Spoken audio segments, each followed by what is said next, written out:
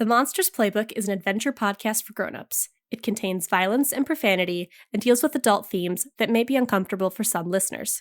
Specific content warnings can be found in the episode show notes. Listener discretion is advised.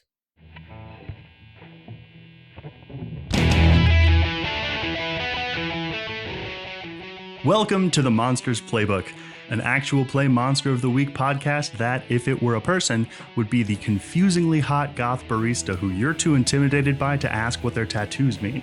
But if you did ask them, you'd find out they're all just kittens. This week on the cover story, during a rare moment when there isn't an imminent threat all but literally banging down their door, the team takes some time to reset, refocus, and research. Notice how I didn't say relax? It's because they've learned. Well, not Mark Clayton, who's taking advantage of the fact that it's garage sale weekend, which means it's the perfect opportunity to get some new furniture for him and Catrell. But first, there's something they have to take care of. What to do with the Witchwood. I'm John, and I play Mark Clayton. I'm Lauren, and I play Kira and Anna Ashwood. I'm Miah, and I play Theo Nessos. I'm Johnny, I play literally everybody else. Let's do some gardening.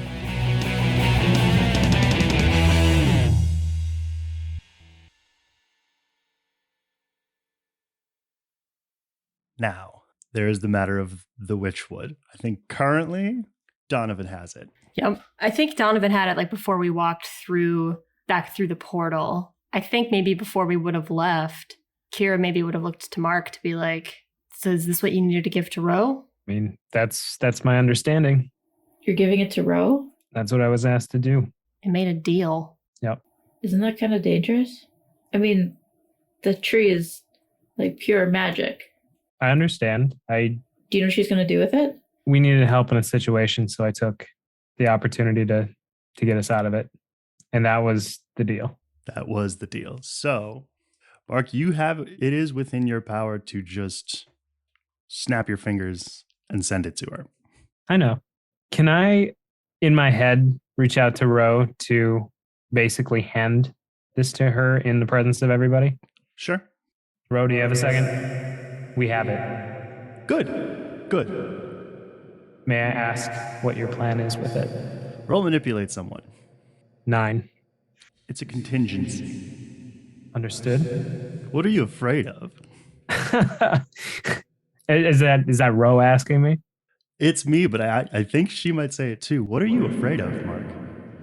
I just want wherever this is going to have good intentions. I don't want to see this be used in a way that is not responsible, if you know what I mean. Because I realize how much power is in this. And then I think Mark hands it to her. I think you kind of see in your mind's eye, she like slowly flexes her hands around it. She breathes in and then exhales almost in, I don't know, excitement or relief. And she just says, "You may just have set us on the path to saving everything." And then you see the Witchwood disappear, and then you see her disappear, and then you're back to yourself. And it's just gone, I take it. Yeah. It's safe, and it's out of the reach of anyone that could potentially do anything bad to it or with it. Speaking of anyone, Ruby will she'll walk up to you, Kira, looking a little haggard, I'll say. Yeah. And be like, "Well, that was certainly entertaining. I've held up my end of the bargain. It's your turn." If we head through this portal, some of my people, I told them to go to where the other locations of the trees were. There should be more there. We can take it, and we can plant it somewhere safe. To the branches. The rest of these trees, yes. Roll manipulate someone. I rolled a 14, advanced move. She will sort of sneer for a moment and then press a finger into her forehead in frustration. "There's only one Witchwood. The branches is simply that." And how is it that they're growing out into the city? They were as roots seeking nourishment. It had been expended, emptied. But you can still draw power from them. I suppose if we hurry. All right, after you. Okay. And then we have the epilogue from last time. Yes. Can I ask where she takes the Witchwood that we do take? Because she had talked about maybe bringing it to where the old Witchwood was and planting it there because it was not well known. Like its location was secret to only those who knew where it was. Mm-hmm. Does she bring it to that same place? So her plan kind of right now, given the fact that it isn't the Witchwood that it had been, she's sort of believing / deciding that to put it in same place as the old tree would be, shall we say, counterproductive. Suppose clearly somebody found out where it was. Yeah, I think she will go probably with at least Verdigris. She might request his help, or he would offer it to like take the cutting of the witchwood that you have and take it down to some woods by the Mississippi River. Okay. And find a cove and sort of, while Verdigris deals with sort of horticultural aspects of this, she will knit a kind of concealment spell around the place. Okay. The Lesser Witchwood. The Lesser Witchwood. Yep. Love it. In the sort of immediate aftermath of that, I would assume / suggest that you guys kind of go home and get some rest. Yeah. I was going to say, Mark is on his bird. Okay, then I want to start with Mark, who's going to go, I assume, straight to that freezer. Mark walks into his house and immediately just checks over the bird to make sure he's okay. Okay. And then goes immediately to the freezer to grab some dead mice, and here you go, bud. He looks a little salty for just a second, like like, where the fuck have you where been? the heck have you been? But then he's like, well, that is my favorite, so yum, yum, yum, yum. Is Catry up there? Well, there is on the couch a little bundle of blanket. Hello? Uh-huh. Catriel? Everything's fine. Is everything fine? Probably. What have you been doing? I don't know. Well, I mean, it looks like you fell asleep on the couch. Were you up late last night or something? It worked, right? He did it. Everything worked out. So then she's gonna like sort of shuffle a little bit, and then you'll see one of the ends of the blanket peek up, and a like beam of light flow out from it. Catrell is glowing, and her hair has turned cloud white. What? I feel weird. What is going on? Why are you glowing? Functionally, Mark. Mm-hmm. Meet your lesser divine being as an ally sent from above to help you on your mission. Ooh. And she's gonna like sort of shift and move to sit up, and then as though she knocked it out of the couch, her big spear is going to come clanking down to the floor, and it is that spear that Lowry fought with last time. Okay. Sorry, it's fine, I guess.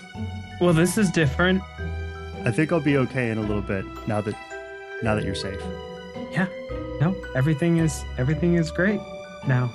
I think she's going to like get up and just like sprint over to you and like bury her face in your chest in a hug. So yeah, I think, what does Mark do after that? He still doesn't have a lot going on in this house. There's just not a whole lot at Mark's place. That's true. I think Mark is just gonna he chats with Catriel for a little bit. I think he's gonna go lay down and just pass out for a while. All right. Okay, so I'll get a good night's sleep, and you basically wake up to kind of the first normal morning you've had in a while. I want to say, like, Mark, you kind of wake up and look around like something's off, but then you gradually realize, like, no, what's weird is that everything's normal. I think Mark goes downstairs, and is Catriel sleeping on the couch still? No, she's up. She's eating cereal probably sitting on the counter next to the sink, because I don't know that you have a table. Just like dangling her feet off the edge. We should probably go get more living things, aka furniture. Oh yeah, we can go to Deals shopping. Okay. Wait, really? Yeah, we can go get a bed. I mean, you don't have to keep laying on the couch. I think as he's leaving, he's also thinking, hey, Theo could come with on this one. So again, we are going together with Theo. And I think he realizes this as he's calling you. Hey, Theo, do you want to come with us shopping? Oh, hey. I think he's excited about the thought of getting this stuff, so he doesn't even like knock. He's just like, "Hey, Theo, do you want to go to the want to go to the store?" When are you going? We were thinking about right now. Catriel just got up and stuff, and she's been eating, and I figured I should probably have a few more pieces of furniture. Yeah, that's a great idea.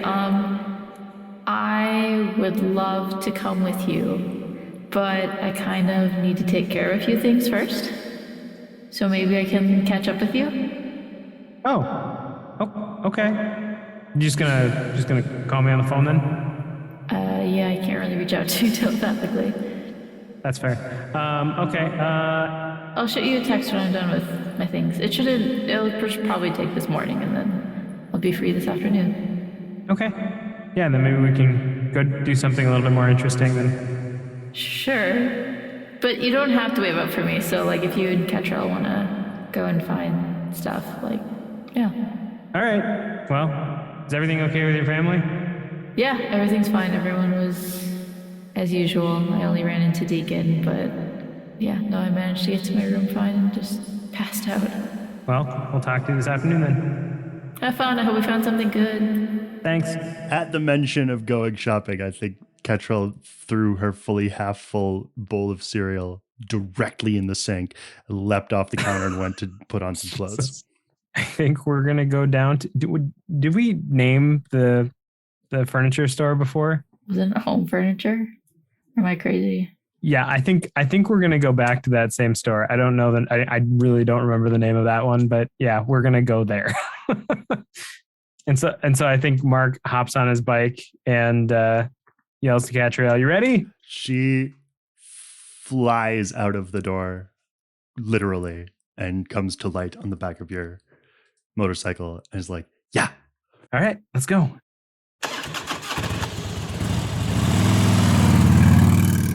And as we're taking off, are there any garage sale signs around our area? Roll investigate a mystery. I rolled a 10. Yeah, you know how sometimes a whole neighborhood will have like a garage sale weekend? Oh yeah, Moorhead does that. Yes, they do that. You see a lot of signs and a lot of garage sales.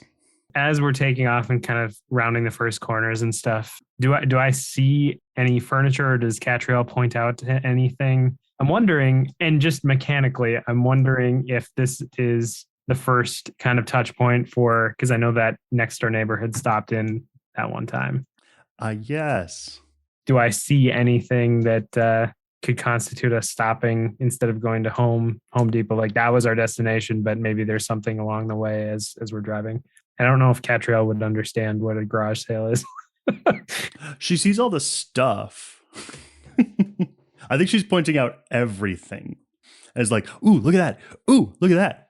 Ooh, look at that." Yeah, look at that. There's a lot of garage sales. You told me they don't have deals here. Well, I mean, these are houses. This is where people live. Typically, you would buy the stuff at a store, but sometimes people are getting rid of stuff and they sell it. So We didn't bring any stuff to trade with them. oh, I mean, I have money. And I like hold up my little wallet. I'm going to figure out shopping one of these days. Right. So you are looking for specifically furniture? Yes, furniture. Maybe a bigger cage for the bird. Okay. I'm going to let part of that play out off screen, I think, because Yeah. you are going to find plenty of stuff. I think garage sales are tough because you kind of are like, you're casting the net wide. There's a lot of... You don't know what you're going to find. Give me a shopping list. Oh, God. He needs a table, some chairs. He needs a bigger cage for Lariat. Catriel needs a bed, preferably a bedside table, maybe a carpet, a television. I don't know, just like building a room and like a dresser or something like that. So there's a few things. And honestly, one of the things that didn't cross Mark's mind was how he was going to get this stuff home. That was a question. We'll deal with that in a bit too, I think. Yeah, no, we'll get there. I don't think he's realized that yet. Like I'm imagining, oh shoot, how are we going to get this home? And Catriel being like, Well, you can always just like, not in front of normies.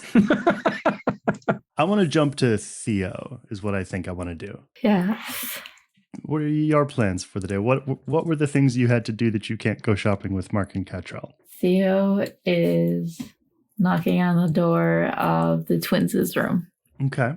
I think the door will swing open, though neither of them has opened it because they're both sort of at their desks, one poring over some tomes and the other sorting various powders and herbs. And without looking up, they both go, "What?"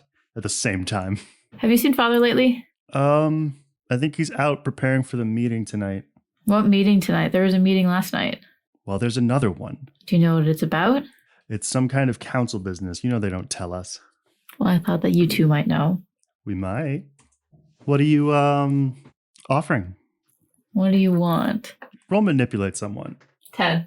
Kathleen, who's the one sitting by the books, will like slam one of them shut and turn to look at her sister and be like, "Come on, can we please just tell her? We did so good."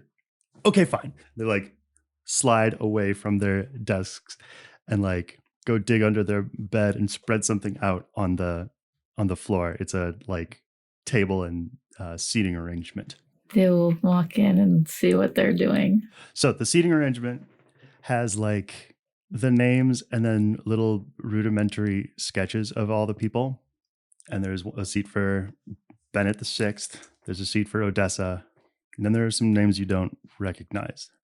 Mother Asteri, which you know from sort of somewhere, she's an elder in the Maggio. But then Welliver, which is a name you don't know. And the picture there has him like that eyes closed, eyebrows up in a really superior expression, got long, straight, dark hair. Isaac, who is bald, olive-skinned, and with an eye patch, looks very grumpy. And I think even around it, they've written grump grump. Creative. And there's an empty seat where they have like a dotted outline of a paper doll thing with a question mark in it, like who's supposed to go here. And there's one for someone called Omerta and one for someone called Kosa. Is Bennett invited to this meeting? Like brother? Oh, no. Ah, interesting. He was home last night, but he wasn't in that room. He must have been mad about that. He was. So all you have is a seating chart? Well, yes. So they know two things. When the meeting started, they opened what they call a meeting of something that they called the Midnight Council, which is not what the council is traditionally known as. There's also the matter of the fact that only Mother Asteri is on the proper Maggio board. Oh, so it's a few select Maggio members? Seems to be. Unrelated. Could I get some of those herbs that you put in that truth-telling tea? It can be used in other liquids, right? Technically. Can I get some? Roll manipulate someone. 10. Okay. I just need like one packet. I think it doesn't come in a packet. They'll give it to you in like a glass vial. Okay. Is there anything I shouldn't mix with this? No, it tastes terrible with white wine. And for some reason, don't mix it with Dr. Pepper. Don't ask. Ew. Okay. Thanks. Theo will head out of her sister's room and I think knock on Deacon's room. Okay. I think from the other side, you'll just hear like a... Is he still sleeping? Sort of. Sort of. He's lounging. He's moping. Theo will knock again because she knows better than to just open her brother's door. You'll hear and some stomps, and the door will swing open, and Deacon is wearing... His clothes are hanging off of him. Oh, yeah. Because he's lost quite a bit of body mass. Yeah. Now that he's not legal drinking age. Isn't he the same age as Theo? Oh, you said he was 20. Yeah, he's 23. Your same age. How are you doing? Well, on the bright side, I'm handling my hangovers a lot better. Okay. What? I'm just checking in to make sure you're handling things okay. What did you tell Father and Mother? Did you ask him not to tell them what happened? I don't think so, because he kind of stormed off after it happened and I didn't really get a chance to say anything. Oh, I think he's gonna at the question, what did you tell Father and Mother? He'll exhale, and then just go to like sit down at his big chair that's in front of, I think, a huge TV in his room, and just be like, I didn't have to tell them anything. They didn't even notice. And click on the TV. They didn't even notice? Is there an echo in here? I'm sorry. I'm guessing you haven't seen either of them, huh? You mean like today? Or just today or recently. I'm trying to talk to Father. I mean, you got a phone. I mean, I'd rather talk to him in person. Well, he looks at his watch. Yeah, he's got that meeting this evening. You'll probably catch him when he gets home from whatever preparations he's doing, closer to dinner time. Okay, maybe I'll try him then. You know I did that because I care about you, right? Roll manipulate someone. 10. Okay. Just what I always wanted, a sister who cares about me. You were getting out of control, Deacon. I had it handled. From my point of view, you did not have it handled. Well, call it a matter of opinion then. On the plus side, I'm getting carded again. Congratulations. See you later. Theora, I never did thank you. I'm sorry, what? I said close the door on your way out. You're welcome. Theo will close the door. And then she's gonna make 2 nice cups of coffee in their kitchen. Because I think that they have very nice coffee espresso machines. At least 2. Well, she's gonna make 2 like to-go cups. And then she's gonna find Yano. Aw. Okay, I'm gonna take a break there. And let's go to Kira. Where do I want to start first? I think she's going to start with doing some investigation stuff. Mainly, she is going to look into some threads that are still out there related to Ember and how she might deal with her. And so I think she might actually circle back to talk with Dad. Okay. So you go to kind of their base thing? Yeah. I'd head to the bodega. All right. Omar will do the thing and let you in and let you down. And Dad is in one of those computer pod things, doesn't turn around to look at you, and is just like, you're making this a habit. Well, if I recall, last time you said you were going to work on something for me. And I have been. Well, great. Then we have something to check up on. I found out a little bit more about Ember. Just sort of turn around and then, lean back to listen. There was a similar project that was related to this whole me situation, and it was called Project Scalpel. The drum had developed it as a way to extract Ember from me. I don't know if that, what that would mean, if I would die without her, what would happen to her. But before I go plumbing through Ear's archives, I thought maybe I'd check in with you since you said you might have an idea. Just going to nod and think for a moment. And then before she stands up, she's going to go, it was Scalpellus, actually, and stand up and walk over to an alcove in the wall and pull a sheaf of paper out from a printer. I don't know, it seems like in those days, Latin made him feel fancy. Yeah. Add a couple of extra letters on the end of something. It sounds a little fancier, I guess. What do you know about it? She will hand you the papers. And roll investigate a mystery for me for fun. 12. Advanced move. What do you want to know about it? Would you allow me to use one question for benefits, side effects of doing Project Scalpel? Or the risks, maybe? Maybe that's a better way to put it. Okay. I do think in some of the trials you will note that there was whole or partial death of one or both subjects. I think also in some of the trials, Jesus, this they chalked up to the fact that they were to speed things up using a kind of personality injection process to make something separable. And in some cases, once they were separated, one of them would fly into a murderous rage at the other. Oh, great. Other than that, it was 68% effective. And by effective, do you mean that what does that mean? Effective is that the personality was transplanted into another being, or what happened to the other subject? It essentially, the project made a copy of the original body. It involves a custom piece of technology that they call the instrument, which is sort of diagrammed in there as containing 3 parts. They talk about it like it's a dagger. So there is a blade that is really more of a wand, a hilt that is the handle, and then the pommel, which is a kind of like basically a battery pack. Pulls the entity and then uses essentially raw materials, which must also be supplied, to knit together a perfect copy of the original body and deposit it. Okay. And I think the reason it's 68% is that a lot of the new bodies just like stayed alive for a couple of days and then just passed away, like it died in their sleep. Okay. I still have one more question. Mm-hmm. So then how would they, like, is there any really methods of control over this? Like, once they have extracted Agent M, how do they control her? Because my impression, Ember don't want to be controlled. She's going to wreak havoc. So, like, that sounds like it could go bad.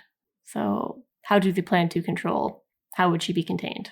I honestly think they didn't have a plan. That was TBD.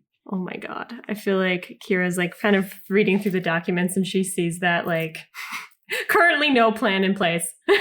No, what it would be is it would reference a separate project that would be called like Project Helm or something. Oh my God. And Kira's like, Project Helm, what's that? And Dad's going to be like, well, from what I could dig up, it started on March 27th, 2008, and it was shelved indefinitely by April. I guess they got distracted. So their fucking savior for humanity plan, and they got distracted on how to rein it in and get it under control. Okay.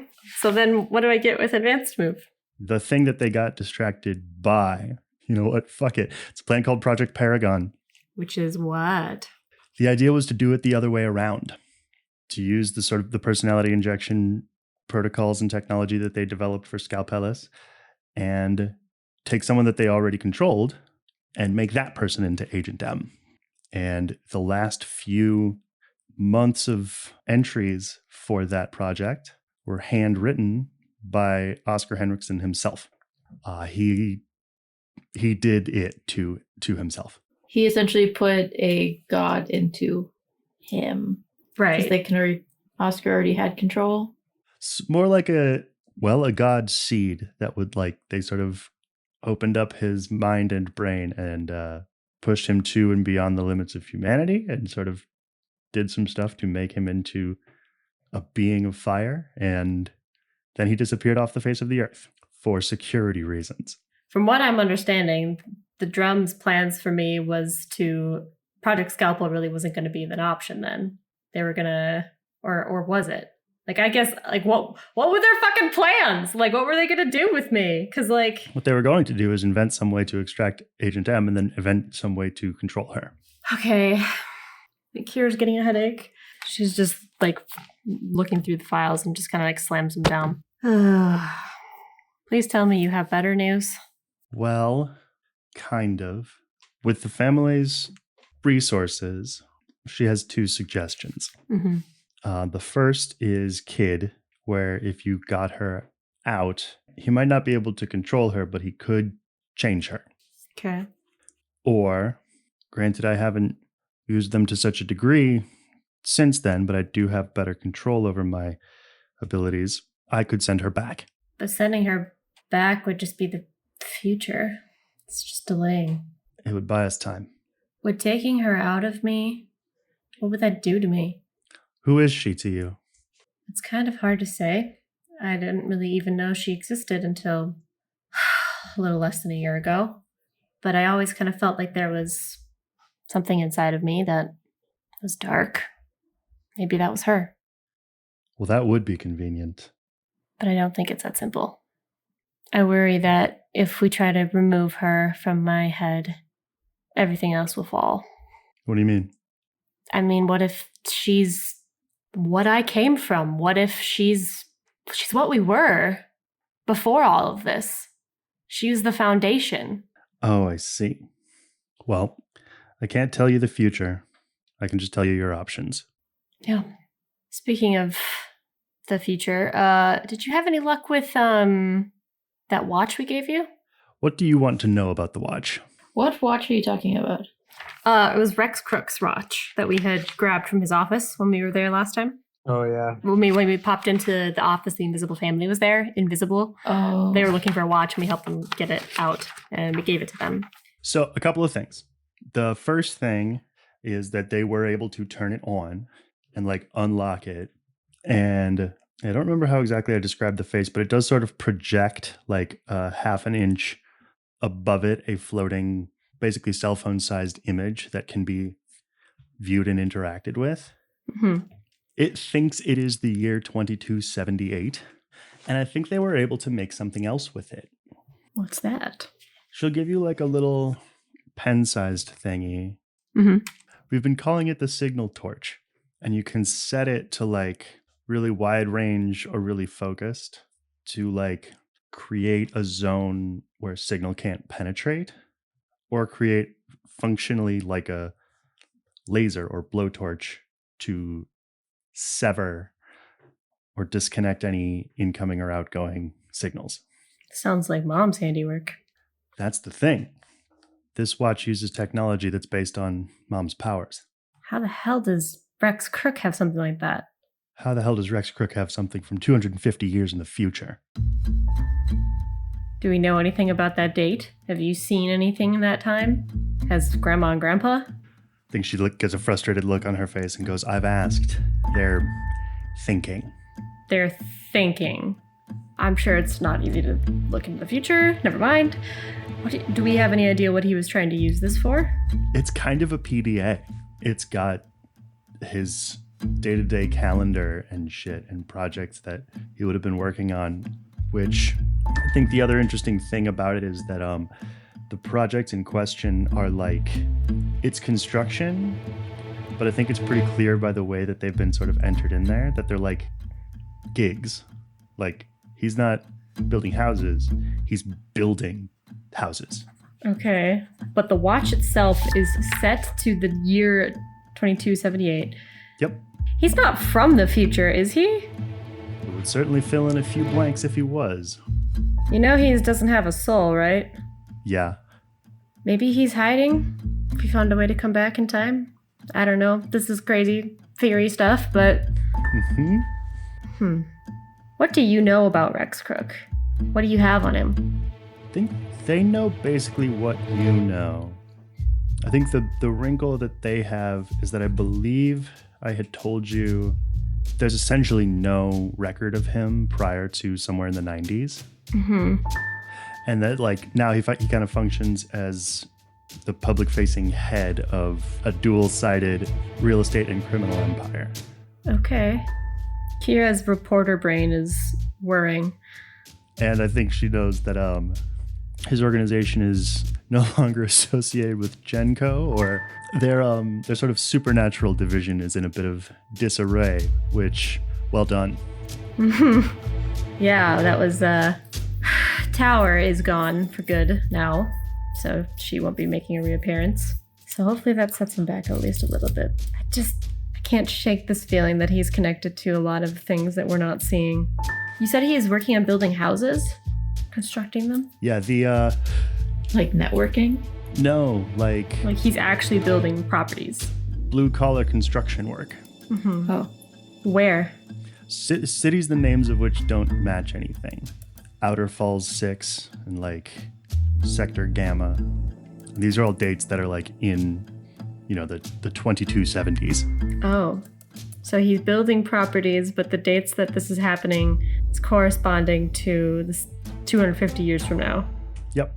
Well, thank you. I think I have some more investigating to do on Mr. Rex Crook. If you were in my position, what would you do about Ember? If I was in your position, well, you know the way I look at the world. And when I see Ember, when I think about Ember, all I see is power. I would find a way to harness that power. I would find a way to take it for yourself. But that's me. It's not so bad advice. Anyway, I'll see you around. I think when you say that's not bad advice, she's like, oh, well, okay. Mom owes me $5. You're making bets now? He thinks nobody listens to me. Aren't you like in charge of them? Oh, they listen to me. Oh, I see. Okay. I mean, you do need to work on your people skills. I will say that much. Yeah, you do. Goodbye, Kira. I do think Kira will kind of smile at that and kind of shake her head and will kind of turn to like walk away. For what it's worth, I don't blame you for Ember, for what you did. Goodbye, Kira. See you around. And Kira will walk out. And she might start snooping. Who would be the best person to maybe do help me with like some sort of surveillance on Rex Crook? Mark. Maybe, honestly. Or one of your guys. Edgar, maybe. He is a dog. Yeah. I think Kira would head back to Dawnbreak next. And I think that's one of the things that she would do when she gets there is I think she would actually instruct maybe, I'll have Edgar see if he can maybe do a tail on Rex just to kind of watch his movements, see if there's any places that he's going to frequenting a lot, anything that seems out of the ordinary, just kind of get a beat on his movements. Okay. All right, that'll take some time. So let's jump to Anna. Okay. She's at work. I think first and foremost, she would actually check in with Lowry. Maybe while she's on her break or something. She'd like lounge back in the back behind the shop and then head into her mind to try to speak with him. Okay. What's he doing? Where is he in the cabin? I think he's like leaning against the like center island in like what would be the kitchen in a perfect approximation of the way you were leaning against the counter at work 5 minutes ago. And he's just like resting his chin in his hand, dead eyes, just looks like asleep standing up basically. Okay, then I think Anna would actually like really slowly like sneak and go right in front of him on the other side of the counter. Hello? Are you awake? Lowry? Hello? I am awake. I'm just very bored. Well, we can't have that. You know, when you're bored, I'm bored. Well, sometimes people have to work. That's just one of the many things I just don't get about this side. I'm sure there's things that you didn't like doing back home. Well, sure, but like, is society gonna collapse because you're not standing behind that counter? I just don't understand why every single person has to have a job. Well, for some people, it gives them a purpose. Sure, and that's fine. Maybe that's what this is for me. That's your purpose. Well, maybe it's not my purpose, but it is mine. I mean, before I was this, I was in Kira's head. More or less, she was in control 98% of the time. Everybody in her life, everybody that she knows, her job, everything was built for her. I mean, even Mark and Theo, they're Kira's friends. They still think of me as Kira's sister. They don't really think of it the other way around. This job was like first thing that was mine and only mine. So it matters. He's kind of straightening his shirt a little sheepishly. I didn't, you like turn around to the fridge and open an imaginary beer. Now this, he'll hold up the beer, I do get. Well, sure. Maybe you and I should go out sometime. We could go out for a night on the town.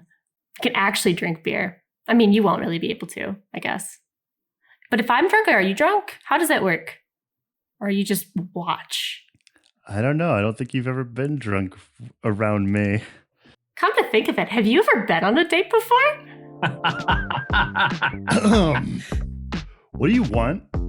What are you doing here? Answers to my question? Well, I was going to ask you about this whole, you being stuck in my head scenario and figuring out what we want to do next, because I doubt you want to stay in here forever. No, I figure eventually I'll, go back home. That's lame. You're lame. I know. So are you. That's not fair. Sure it is. You can't just agree with me. Why not? That's not how this works. Oh, sorry. Am I supposed to yell at you? Lowry, you're the worst. I am the worst. What's going on? Look, do you really want to go home? Or would you rather be able to walk around here like the rest of us? Because I had an idea. I would be able to help Mark better. Exactly. All right. What's the idea? So I think we've been thinking about this whole thing wrong. You know how I said maybe we could build you a body, and you were concerned because you were like, what about your own body? Isn't that like a problem? Which it is. So I was thinking about it a little bit more. I mean, Mark's from there, but he can walk around here just fine. I've seen Ro here, so why can't you? We'll investigate a mystery. 5. I think I have an idea. I bet you do. Well, I was thinking about it. They can come here and go as they please. Why? Who writes the rules? It's gotta be fucking Ro. Maybe you just need her permission. Maybe we just need to ask. Maybe you could help Mark better if you were here. Oh my gosh, Ro, wouldn't that be great? Maybe we make a little petition. We ask her if we can serve Mark better if you are here in person and not in my head. I'm sure Mark would be happy to help pitch this idea. That is true. There is a system in place, and with a prince on our side, we could maybe cut the line. You're welcome. She bows theatrically. What if it still doesn't work? Well, then we go to plan B, which is either we find a way to make you a body that you can live in, you stay here indefinitely, or we bring you home. And I don't like that last option. I mean, it would be interesting to try out having, consistent shape, taste things and learn them and remember them. You can change your shape in there. Well, I mean, this whole thing is all happening in your head. This is just your image of me. Your point? We don't have shapes there. At least we don't have to. But you look a certain way whenever you're there, so you can take a shape. I guess that just doesn't make sense to me. Sort of the difference between shape and form. I mean, it's going to be tough for you to understand because, Careful. Well, because you're like human adjacent. So, if it doesn't work asking for permission, do you try to have your own body or do you go back? Well, I'm here as long as Mark needs me, so let's do whatever we can. Right, as long as Mark needs you. Okay, I guess let's call Mark then. So Mark, Catrell, you are at a garage sale. Catrell has walked over with a truly stunning owl cage, complete with stand that like kind of bends over and clasps it at the top such that the whole thing dangles. Oh my God, that's fantastic. Where did you find it? There's all kinds of this kind of stuff here. It's inlaid with like, the bars have like little fletchings, like it's like they're feather filigrees. This is perfect. And then I look back and I look at my motorcycle and go, and I look back at the cage, then look back at the motorcycle, and then look at Catriel, and then look a couple more times. I don't know if we're going to be able to get this stuff home. We need help. Can't you just, poof. I mean, what? People. Yeah, there are like probably half a dozen people at this particular garage sale. In the driveway, there's a bunch of like cat beds and cat carriers and dog beds and various hamster cages. And sort of sitting behind a little tiny card table is the like frillily dressed, long, wild hippie hair, your neighbor Larissa Menagerie. Larissa Menagerie. I think your only real interaction with her was when she offered to bird sit for you that time. But she's just kind of sitting and looking off with a pleasantly serene look on her face. And your phone rings, Mark. Hold on a second, Catrell. I'm getting a phone call. Hello? Hey, Mark. How are you?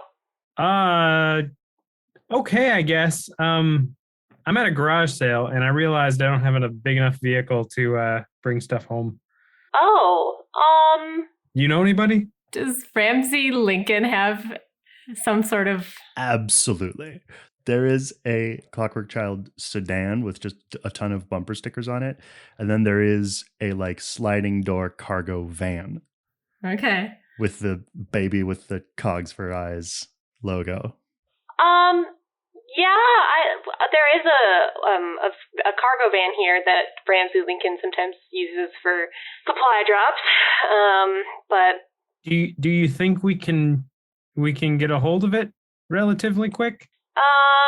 She's like looking right at it. Sure, but you're gonna have to do me a favor too. Sure. Yeah. What's going on? I was thinking we could talk to Ro. About what? And maybe ask her if your brother could stay here. Isn't he already here? Not in my head. Like maybe he could just walk around like you and me. Oh, like okay. Yes, like alive. Yeah, I mean, I can ask Ro and see. Do you think she has control over him as far as him? I think she makes the rules who can be here and who can't from her own realm. I would wager. I mean, I guess I'm here. It's worth asking. Yeah, I'll ask her for sure. But wait, let me pick you up and then let's do it here. Okay. I'll come get you. I'll come get you. We'll pick up the stuff. Are you sure he's not gonna be mad that we're using the van? Oh, of course he'll be mad. Are you sure you want to? See you in 10. Oh, okay. Thanks. I think she may have hung up already. Yeah. Hello? And yeah, Anna will go to the location. She'll pop in the truck and be like, "Okay, I know how to drive. This is this shifter." Oh, it's a manual car. Roll act under pressure. No, that's what's troubling. It's not. Oh. This must be the clutch. Steps on brake. She did drive successfully once before. She's great. She's great. So she rolled 14 advanced move. Okay. You'll be there in 8 minutes. Mm-hmm. Let's jump to Theo. So I think you sort of hop on your scooter and go kind of in search of Yano. I don't know that you know where to find him. Can I use magic to find him? I would love for you to use magic to find him. 11. Okay, so here's what's weird. He's like maybe 15 sort of blocks away, a little over a mile from what you can tell with your magic. He's just in the street. He's not moving. That's really weird. Before Theo headed out, but definitely in the driveway, she would have put the truth serum into one of the coffees. Oh my god. And Okay. I think marked one of the sides very discreetly so that she could tell which one is which. His is definitely black. Theo's is definitely not black. Yeah, I would hazard to guess that Theo drinks very sweet coffee. Yeah, so it's 1/4 coffee, 2/4 cream, and 1/4 milk. Yep. Okay, so you get those things, you put them on your little scooter cup holders. I think underneath her seat, this little compartment. And she brings a little cup holder thing. Okay. You sort of head towards him, and then you can see there's parked by the side of the road is kind of a ratty looking early 2000s truck with the hood thing over the back section, you know what I mean? Okay, the tarp kind of section? No, like a hardback. So it's sort of shaped, it has the shape of an SUV, but it's definitely a truck. Oh, okay. And you get up close to it, you are 100% certain he's in there, and you sort of look through the window, and he's got a ball cap over his face, and he is asleep in the driver's seat. Theo will knock on the window. I'll lean back and put the cap on his head, see it's you, take the cap off, and step out of the car. Theo will kind of look around. What are you doing? Resting. Here? Yeah, no, was tired. In the middle of a neighborhood on the side of the road. It's quiet, peaceful. What are you doing here? Well, I came to find you, and Theo will go to her scooter and pull out the coffee and hand him the coffee that you brought for him. Ah, delightful. The opposite of rest. He'll take a big swig of his coffee. I think Theo and I both feel instantly guilty. Well, should have thought of that before. It's one of those, I didn't think I was going to get this far. Don't you have a place that you're staying that you could just rest? No, Yano is technically currently homeless. He sort of looks around confused for a second, then shrugs and takes another sip of coffee. Oh, bud. Homeless. I thought you said you were in town for work. This was a lie. So what are you doing in town? In Duluth, the exciting work did not pay, and the paying work was not exciting. I had such a nice time with you and your friends. I thought I would come and work with you some more. This coffee, she is very good. My parents have a great coffee maker. Yes, you are terrifyingly rich. We don't work to get paid, though. You'd get paid less than you would in Duluth. Did something happen in Duluth? I want to say things got weird with Deputy Street in Duluth. Supernatural things are easy to fight when they are underground, and when people come to Yano to help them with secret happenings, they trust Yano. This Sideris business pushed things into a troublingly public light, and, well, Yano found a target upon his back. Oh. What I want you to intuit and get from him talking, because I can't find the words and say them in his voice at the same time. The last year has been rough with the high-profile things that happened there and then kind of have happened since. The transition went from people counting on him to keep them safe from monsters and evil and scary magic things to them just fully associating him with them and almost blaming him for them. So he was run out of town. Oh. Well, I'm honestly sorry to hear that. Why did you come here? You could have gone anywhere. You could have gone anywhere else in Minnesota. You could have gone anywhere in the country. And yet you came here. Here there are things weirder than Yano. And here there is you, Sorella. What is that supposed to mean? You need help. I'm fine. Would you roll glamour for me? Yeah. You are so lucky, Johnny. That is a 5. Roll double ones. I think he will, bring a finger up to rest underneath his eye and say, "Are you? Fine." Yeah, I am. But Theo will look at the ground. One of us is rich and one of us is homeless. Yano is not here to judge. How do you think you could help? I think he will, straighten up and rest his hands on his waist and kind of go, "I have much experience in handling odd things, monsters, temptations. Perhaps I could act as a kind of mentor. When I was your age, I had such a man. He helped me enormously." Why? I get the whole broken sink thing, and I'm not a broken sink. He'll look at you almost offended, "No, you are a fixer of sinks." You said that you are afraid of my family. I don't understand why you would want to help me. Because I despise this Maggio and everything they stand for, and in you I see my best opportunity to take them down from within. And then he clamps both hands over his mouth. I think Theo, is a little taken aback. Her face turns red. I think her jaw definitely clenches. And she, points at him. I knew it. You aren't here to help me. You have ulterior motives. I'm not the one who put Veritasum root in my coffee. Would you have told me this otherwise? Or are you just going to use me to get into the inside of Maggio? Because that's all that I am. I'm a Nessos. I'm Maggio. I'm horrible. Because what I want to happen now is for Yano to sort of pop the lid off of the coffee, and you can see that not a drop of it has been drunk so far.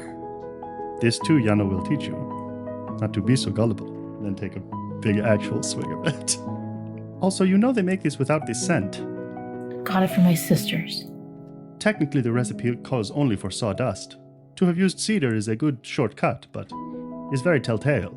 There are also spell hacks where you can use only salt and other kinds of dust. I'll look into it next time. Then he'll put a hand on your shoulder and be like, "Sorella, the truth, you are, as we say, batting far above your weight class." That's not what we say. That's not a thing. I can handle myself. I've got it handled. I think he's going to go, he'll hold up his other hand in front of your face and go, "So did I." And then 2 of his fingers and his thumb on that hand will sort of flicker and disappear. They're not really there. What was I supposed to do? You have done what you had to. And now together, we will do better. And then he'll lean in a little bit and go, "I do hate your Maggio, though."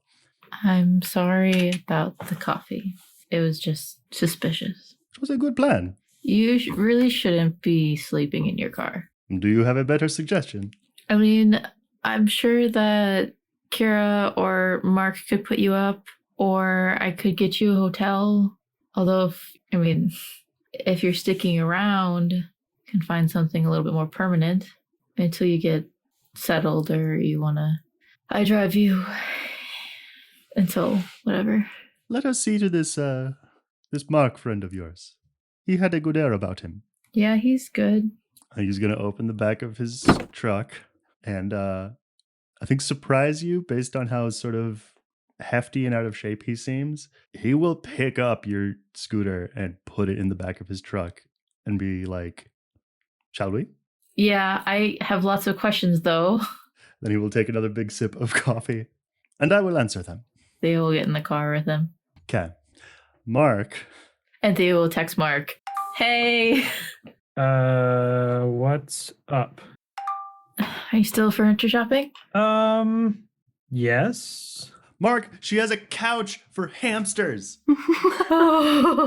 What? Do they even sit? Oh, it's the best. I love garage sales. Can I catch up with you? I'm also kind of bringing a friend. Sorry. Sure. Who's your friend? Yano. Oh, I haven't seen him in a while. Yeah, it's a long story. I'll tell you about it when I see you. Thumbs up emoji. And then I send her my location. Which, by the way, Anna was coming to pick you up. So are we dropping your stuff back off at your house first, or? Well, Anna arrives, I think is what's happening now. Okay.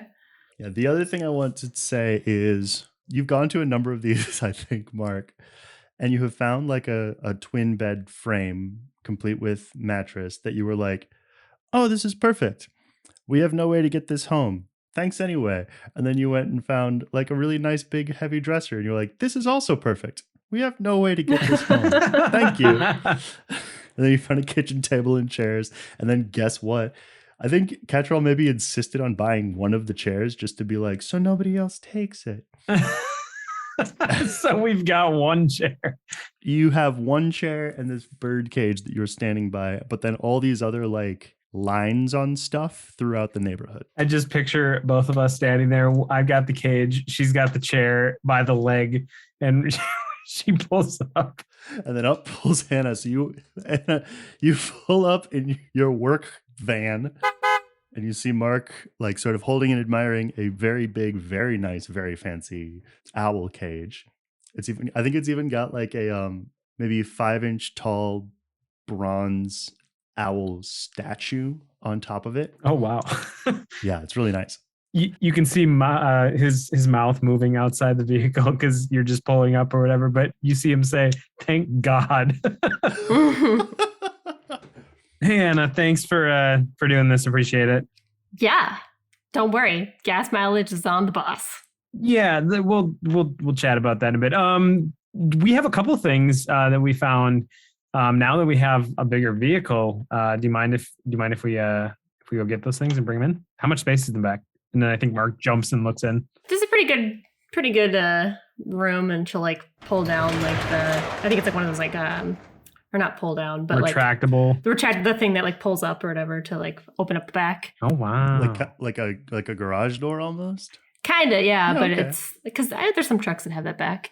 Yeah, you get started on that. I made a promise to Catrell that I would take her shopping for some clothes, so I'm gonna find her some cute outfits. Wait, at the garage sales here? Maybe. There's probably something around here. Yeah, I think I saw a couple down over there. And then I think Mark is gonna go back and purchase these things that he's found. So the dresser, the whatever else you said. I now want Anna to roll investigate a mystery. Okay. The mystery of finding a good set of clothes. And I think I want Mark to roll help out. Okay. Because I think like when you said that, she's like, there was clothes at garage deals? I was just going to say, they have clothes? And they definitely did, but she really wasn't looking. She was looking for furniture because you were furniture shopping. She was at the furniture garage sale. Right. Then there's other stuff here, but I don't know why they have all this stuff at the furniture garage. 14. Okay, well, I rolled only a 6, so that would be a 7 then. 7. Okay. It works out. Here is what happens. You get a bunch of stuff. Mark kind of vetoes some things, I think is what that help out is going to mean. What's your favorite color? Do you like blues, greens, Blues, purples, greens, blue? purple. Just all the colors then. Okay. Sure. Ooh, what about this one? She holds up her shirt. Well, let me ask you this. And I think maybe she has 2 outfits picked out. She's like, which one do you like better? And she turns to look at Mark. And I think Mark looks down and he's wearing black. Larissa, what do you think? This one is kind of nice and flowy, but then this one is kind of edgy. So the nice and flowy one, yes, is like a very girly, frilly, I think pale yellow top and skirt combo. But then, yeah, the edgy one is what I wanted that role to kind of mean is that you are going to go home with a wardrobe of clothes for Catrell that are clothes for Anna. You are dressing her up like you. This is a little mini me. Oh, this is cute. I should buy one for myself. So she has a couple of trim denim jackets, a bunch of graphic tees with spooky shit on them. I think the one that you just got there from Larissa just has the print in the middle is just a big freestanding disembodied fang. Mm-hmm. A single huge 12-foot tall fang on the t-shirt, and some dark jeans and some combat boots. Mm-hmm. Oh my god. Cute. Oh, girl, you were gonna look so fierce. And she's got her spear in Mark's living room, and she's like, yeah. Cute. I think Mark just holds up his phone and takes a picture. Gonna save this one. Oh. Puts it on the fridge. And then the sound of a truck with a faulty muffler sort of pulls up and comes to a stop, and the engine cuts right in front of your house, Mark. And Yano and Theo get out and walk up your drive and head into your door. Theo, come on in. Yano, good to see you. And I think Mark gives Theo a hug and a kiss on the forehead, and then pats Yano on the back. Welcome, welcome, welcome. How tall is he comparatively to me? I think Mark is quite tall. Yano is almost exactly the same height as you, maybe a bit higher, where your eyes would come up to about his nose, but not obscenely different. He's a sturdy fella. So yeah, you could kind of come up and clap him on the back like a peer. I was just wondering if I was clapping him on the back of the elbow because that's this big guy. He will seemingly from nowhere produce a bottle of wine and present it to you, Mark. Oh, thanks. Thanks.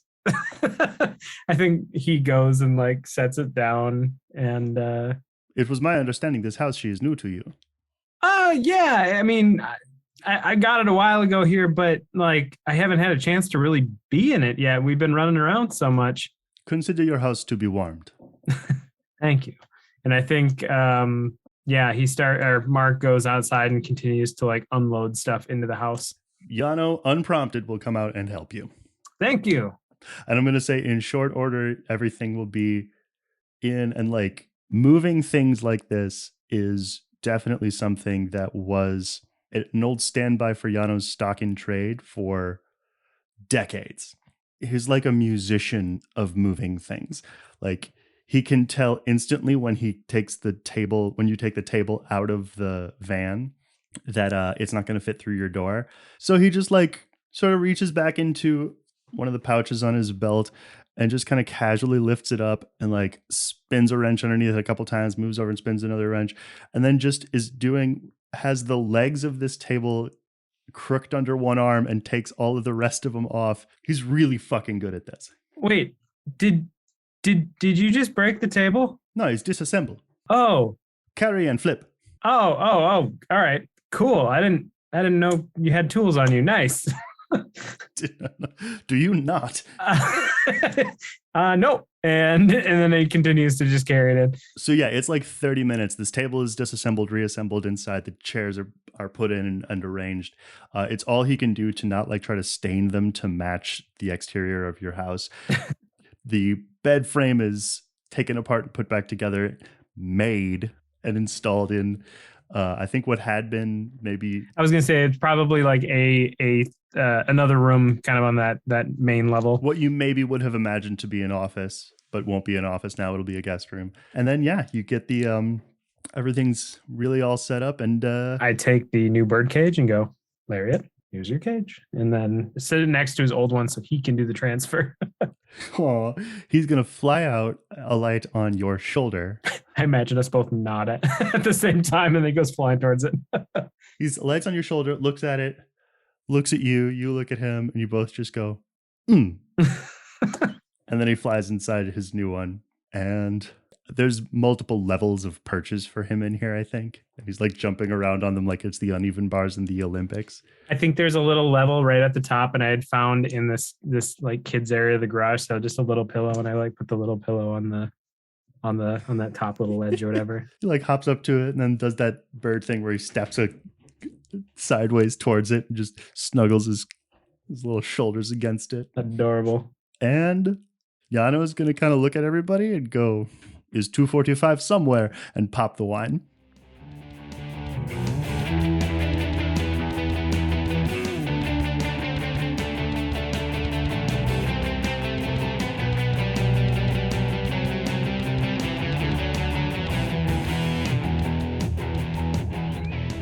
Hello, listeners, and welcome to the intermission for episode 17.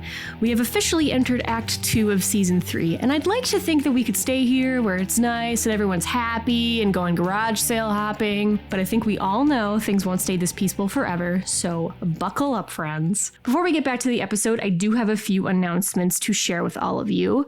First of all, for our patrons, the finale for our mini-campaign Blades of Brickwall is out and ready for you. It's been a lot of fun playing the Blades in the Dark system and trying out some new characters, and we've got a lot more bonus episodes coming in the future and a new mini campaign that will be coming to Patreon soon. But until then, our next episode of the cover story will be out in 2 weeks from now on November 21st.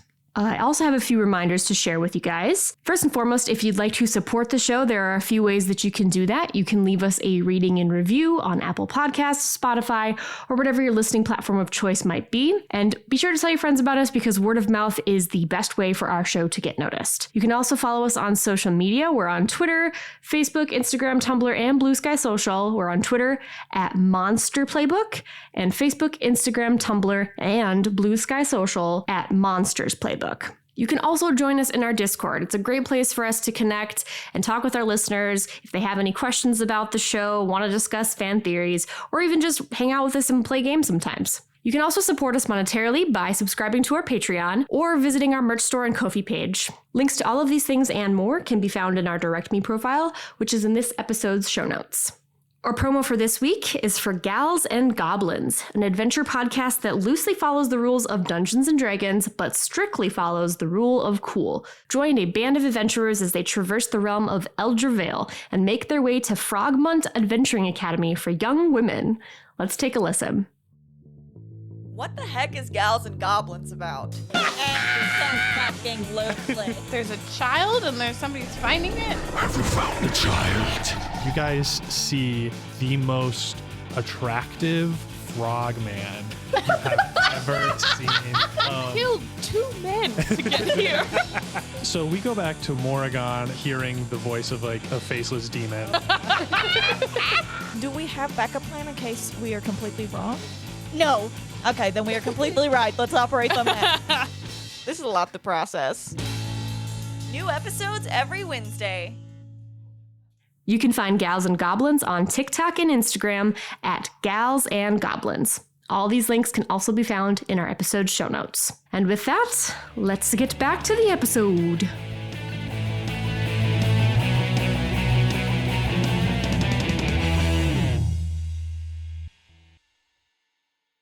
Well, thank you, Yano, for the wine. I appreciate it. You should paint these walls. Paint these. They are very bland. Yano's looking for a little bit of work. Oh.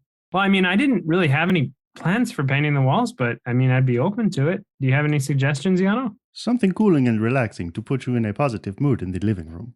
Perhaps a warmer color in the entryway to make it appear to be cozy and inviting. How much would something like that cost? Although I have learned from watching Queer Eye that black actually adds dimension to a room. This Bobby Burke does not get the credit he deserves. These other boys, they are giving haircuts and deciding upon t-shirts. He remodels a house in 1 week. He does a lot of work. He is my Superman. Kira. So Kira has gone to Dawnbreak. She has, I think, asked Edgar to tail Rex to see if perhaps we could find some more information on Comings and goings. Yeah, his movements, figuring out like what he has been up to lately. I think before she does anything major, I think I want her to check in and see how Gad's doing. I think they've got him essentially on bed rest, is what I think. Mm-hmm. So he wouldn't be here. He would be at home.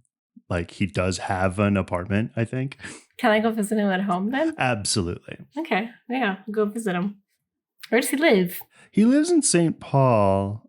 I think in one of these sort of 3-story things, probably was built as a sixplex in the 1900s, remodeled into, built as like basically a mansion that was sort of cut up into a sixplex in like the 60s. Okay. One of these places. He lives on the second floor, and I think he comes to the door like draped in a huge heavy blanket. And he's like, "Oh, hello. Hi. How are you doing? I thought I'd come check on you." He will stand up as little as he possibly can. He will walk you in and sit down. You know, better each day. That's good to hear. Yeah, I'm still pretty worried. I can't tell whether to apologize or thank you. Why on earth would you apologize? To have worried you. Oh. There's no need to apologize. There were some very bad people who wanted to hurt us. And they knew a way to do that was to get to me by taking you. That's not on you. Well, I have some juice. Okay, don't get up. And Kira will go to the fridge and we'll find this juice. Is it like apple juice, orange juice? What kind of juice are we working with? It's pretty well stocked up. I think Yuna has gone pretty all out on him. He's got tons of soup. He's got a bunch of bread. He's got a lot of juice. Capri Sun? You know what? Probably. Hell yeah. She's going to just take them. One for her, one for Yad. Okay.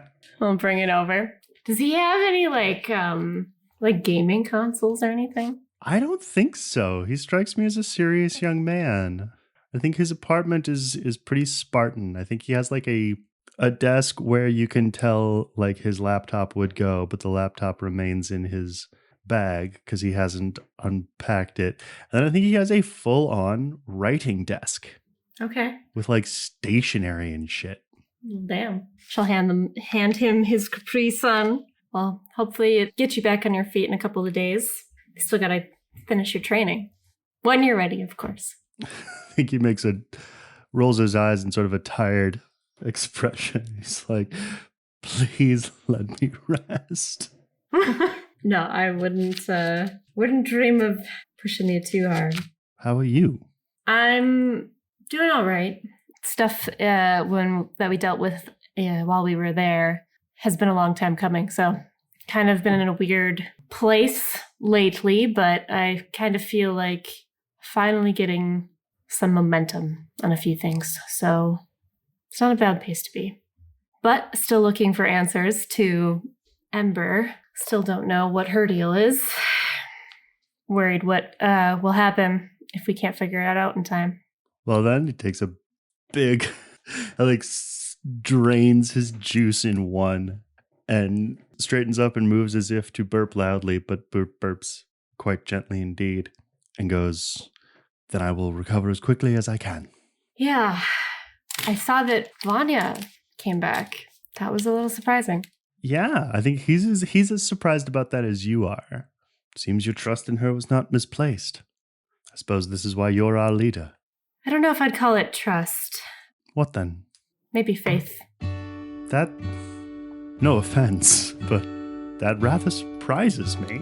If there's one thing that I've learned, Gad, in my 29 years, one of the hardest things when it comes to leading people is knowing when you need to give up on someone and when to keep pushing. Sometimes people are going to be a lost cause, but other times if you're careful, if you're persistent, if you really see them for who they are, you can do a lot more good than harm. I imagine Kira always has her fucking, weapons with her. I think she, pulls out maybe a knife or something. When I was in Divinity Shadow, I was taught to be a weapon. A blade. To strike my enemies. Sometimes, the best weapon is this one. And she'll, point at her chest. I think he doesn't know what to say. He just nods thoughtfully and slurps on the empty Capri Sun pouch. I think she'll kind of get up. Consider it your first lesson, but it might be the most important one. And I think she will head to Dawnbreak now, after having checked in. I'm gonna stick with you for a little bit. You head back to Dawnbreak to do what? I do think she might quick check in with Vanya before maybe checking in with somebody else.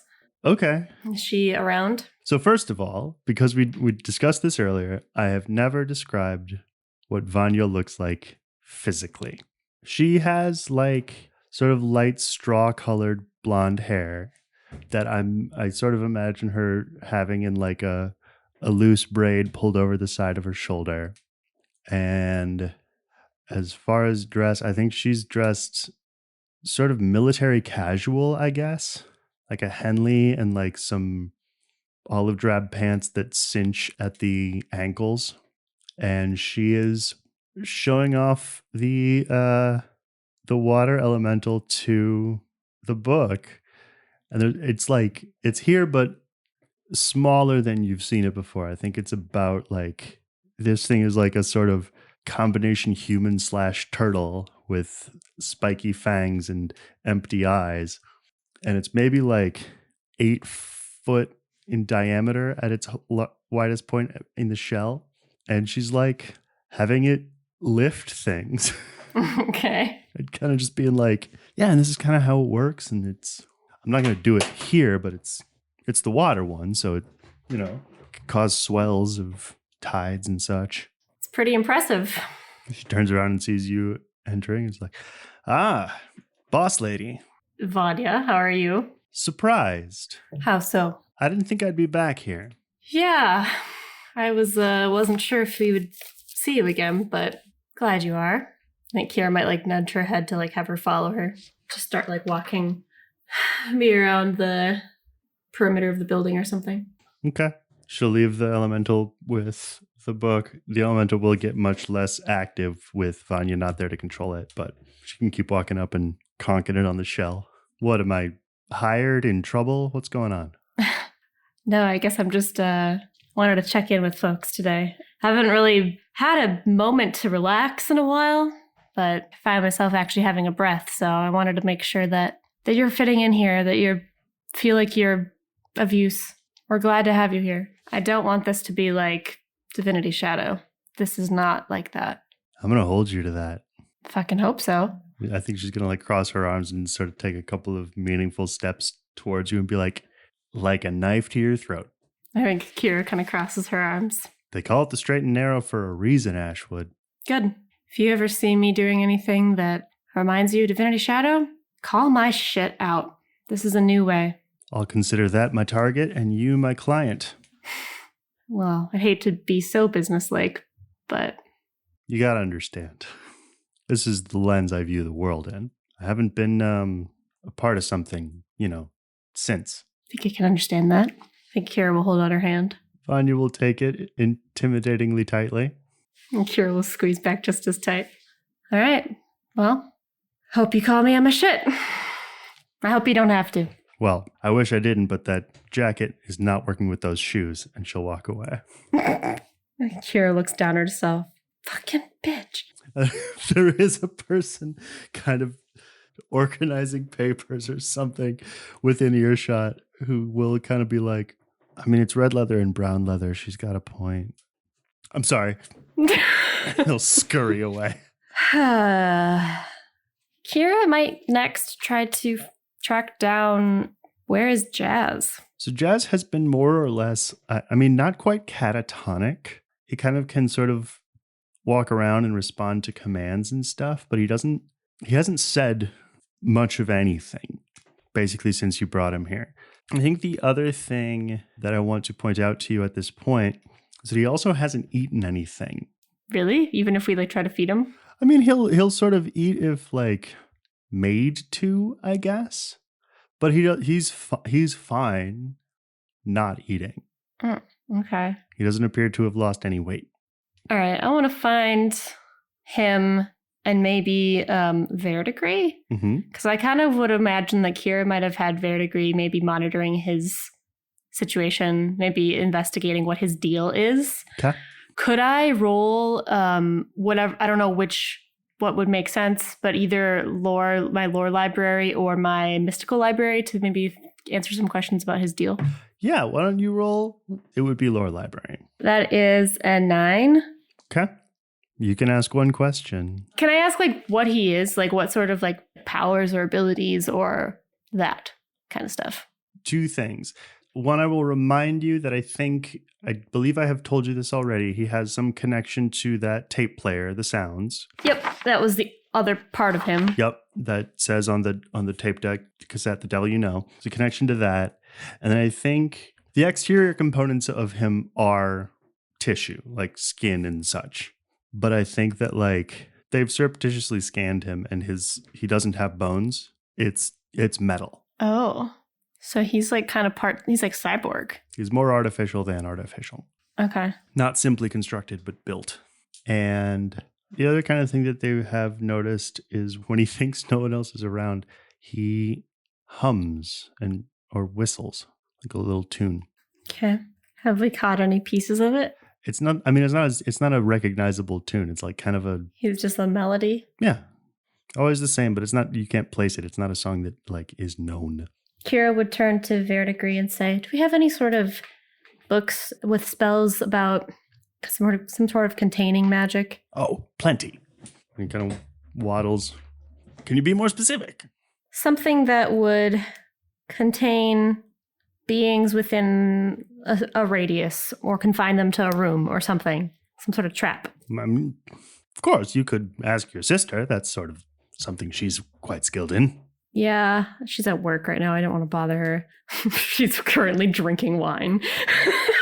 Yep. I think Verdigris is going to kind of go, yes, she is quite serious. I might give her a call, but I want to protect the building itself, too. And I'm not sure if she has something that can be that far-reaching. From whomst? This is Jonny asking.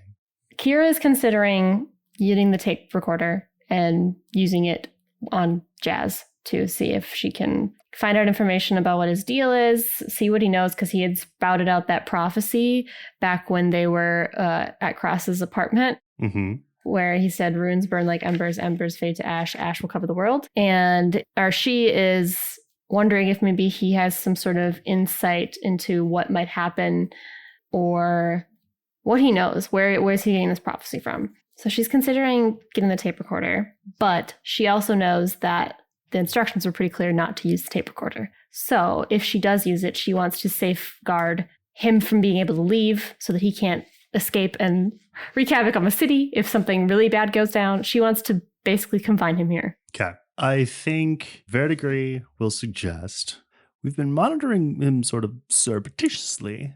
I wonder if prior to using the sounds, we don't do a more thorough, proper examination, not just of the man, but of his mind. Go into his mind somehow? See if there's anything there as he is. Do we have any sort of spells to be able to do that? Any technology? You have 2 options that I will tell you about. One is obviously Aaron's machine that you've used before, and 2 is your friend Mark Clayton. Okay. Speaking of which, back at Mark's house, Yano has figured out how to plug Mark's phone into the speakers on the TV, so you guys are listening to some non-threatening party music. I think he's got some vaporwave going. Hey, you guys know Dockers? Do we know Dockers?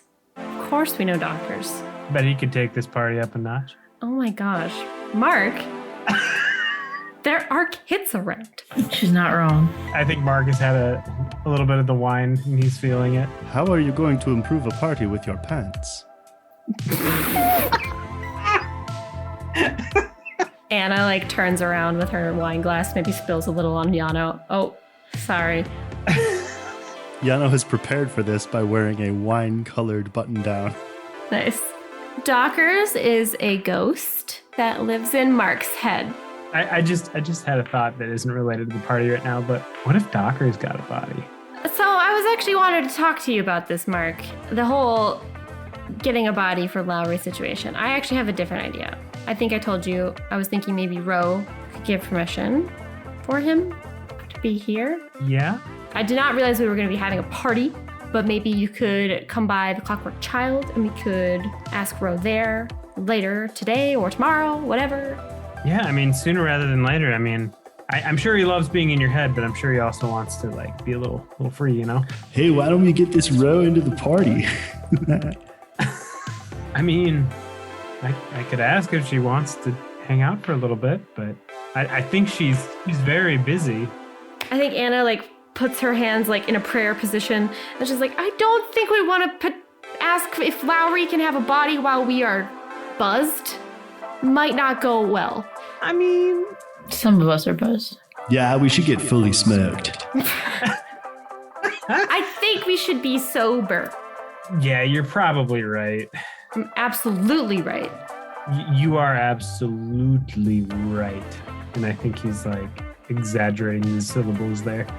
Catrell also, I think, is like, absolutely right.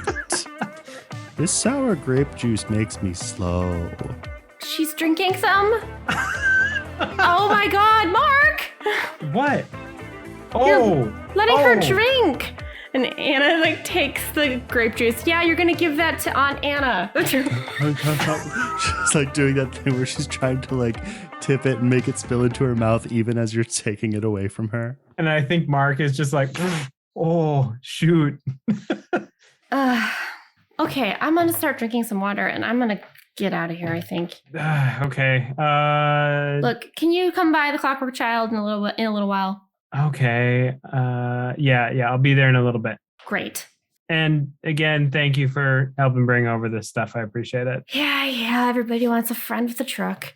I am prepared to fully handwave this and have Anna go back to work to finish out her shift. I think the party probably starts winding down, and then like I start making plans to go over there. And yeah, as the sun sort of comes down, you like have that sort of afternoon wine headache. You sober up. I do think, Anna, when you get back, there is a piece of paper taped to the back door that just says ask and is underlined. Whoops. I do have a question. I think Anna had asked this earlier. Does Lowry get buzzed if Anna is buzzed? oh, I want you to roll plus weird. Okay, that is an 11. I have to add my modifier. That's traditionally what you do with those. So with an 11, it is up to you. I think it gets him drunk or buzzed. Yeah, I think you go in, sort of tear off the piece of paper, the admonishing piece of paper note from Lincoln Ramsey, and head inside and sort of like head behind the counter where, yes, no one is really shopping here right now. You go in to check on him. What kind of music is Mark into? kind of chill music, lo-fi, easy tracks. I don't think he's into like anything like hard rock or anything. Yeah, you go inside your like little cabin that you had set up for him, and there is like some like phasey, wobbly synth music going on with some gentle yet driving drum tracks, and he is fucking grooving in this living room. I think Anna just is like kind of watching like, oh my god. Eyes closed. He's feeling himself. Wow, nice moves you got there. He freezes. Nice wine. Yeah, maybe you have a little bit more fun today. See, it's not all boring here. Well, you got to go back to work. I think like when he froze, the music stopped, and then he like taps the air and the music starts again. Yeah, that's a good point. But you probably have to wake up with me if that's how this works. If me getting drunk gets you drunk, then you probably are awake when I'm awake, right? I'm awake now. Yeah. Weird. Anyway, we'll figure out the whole row situation tomorrow. I think you go back to work and you like are tapping your foot along with his synthwave song in real life. Okay, Kira, were you going to call somebody? I think I would ask maybe to use that device from Aaron. Okay. Roll manipulate someone first and fourth most. 14 advanced. Fucking Jesus. So with a 14, I will let you decide. Mm-hmm. Do you want to use the fact that Aaron kind of still has a crush on you or not? I definitely don't think Kira would be playing into that at all. I think she would be reaching out quite businesslike. I mean, as a friend, because she does care about Aaron, but... So yeah, you'll call him up. Well, this is a kind of a surprise. Did everything turn out okay with, the last job? Yeah, just have some ongoing threads that I'm hoping to look into. I was gonna see if maybe we could use your device, if that works for you. Did we miss something last time we went diving? Not for me. We have someone here who's been here with us for, God, it's been almost a year now, I think. He's almost catatonic, and we want to see if there's anything left inside. There might be information that he has that we could use. I think you can hear him on the other end of this phone call grinning in his best being cool voice. Like, well, that is my favorite kind of mystery. Awesome. We're at Dawnbreak if you want to come. The new headquarters. I think you've been there a couple times. I can Google it. It's called Dawnbreak Investigations. It's in an old warehouse in St. Paul. I'll see you soon. This person, are they gonna be conscious? Would it be easier if they were? I'm just saying, how can I put this? It's kind of a permissions thing, that my device is really built to work kind of the way we used it, where you open yourself up. It's sort of like hypnosis rules. So you want somebody to be compliant? Yeah, if you had any way to, amplify this, or if there was any kind of, I know you have like a lot of magical friends, or like you're a magical kind of person. If there was some kind of way you could coax this mind into opening up, that would, I think he's like, you could tell that he really wants to end the sentence with, that would be really helpful. Mm-hmm. But instead he says, that would be literally the only way I could help you. Yeah, I think I can do something about that. Why don't you swing by tomorrow? I'll get the rest of the group together. It's kind of short notice. What if I have plans tomorrow? Oh, or Friday? No, I don't have plans tomorrow. Are you doing okay, by the way? Huh? No, yeah, I'm hanging in there. Because I'm pretty sure, didn't he get like his arms cut off? Or his hands? I've found some workarounds. Well, that doesn't surprise me. See you tomorrow then? Yeah. I'm glad you're okay, Aaron. I'm glad you're okay too. Click. Okay. Kira will wait until folks do whatever want to do their own thing, but I think she would send out a message to the group to say, hey, if you guys are available tomorrow, I want to try to look into Jazz's mind, and I would appreciate it if you guys could come by to help out. And she sent it to Theo, Mark, and Anna. I think Anna would be like, I'm there. It's like a thumbs up emoji. Custom winking Bitmoji. Making exactly the face from the character art. Do Theo and Mark say that they will be there? Yes, we will say that we are there tomorrow. We will be there tomorrow.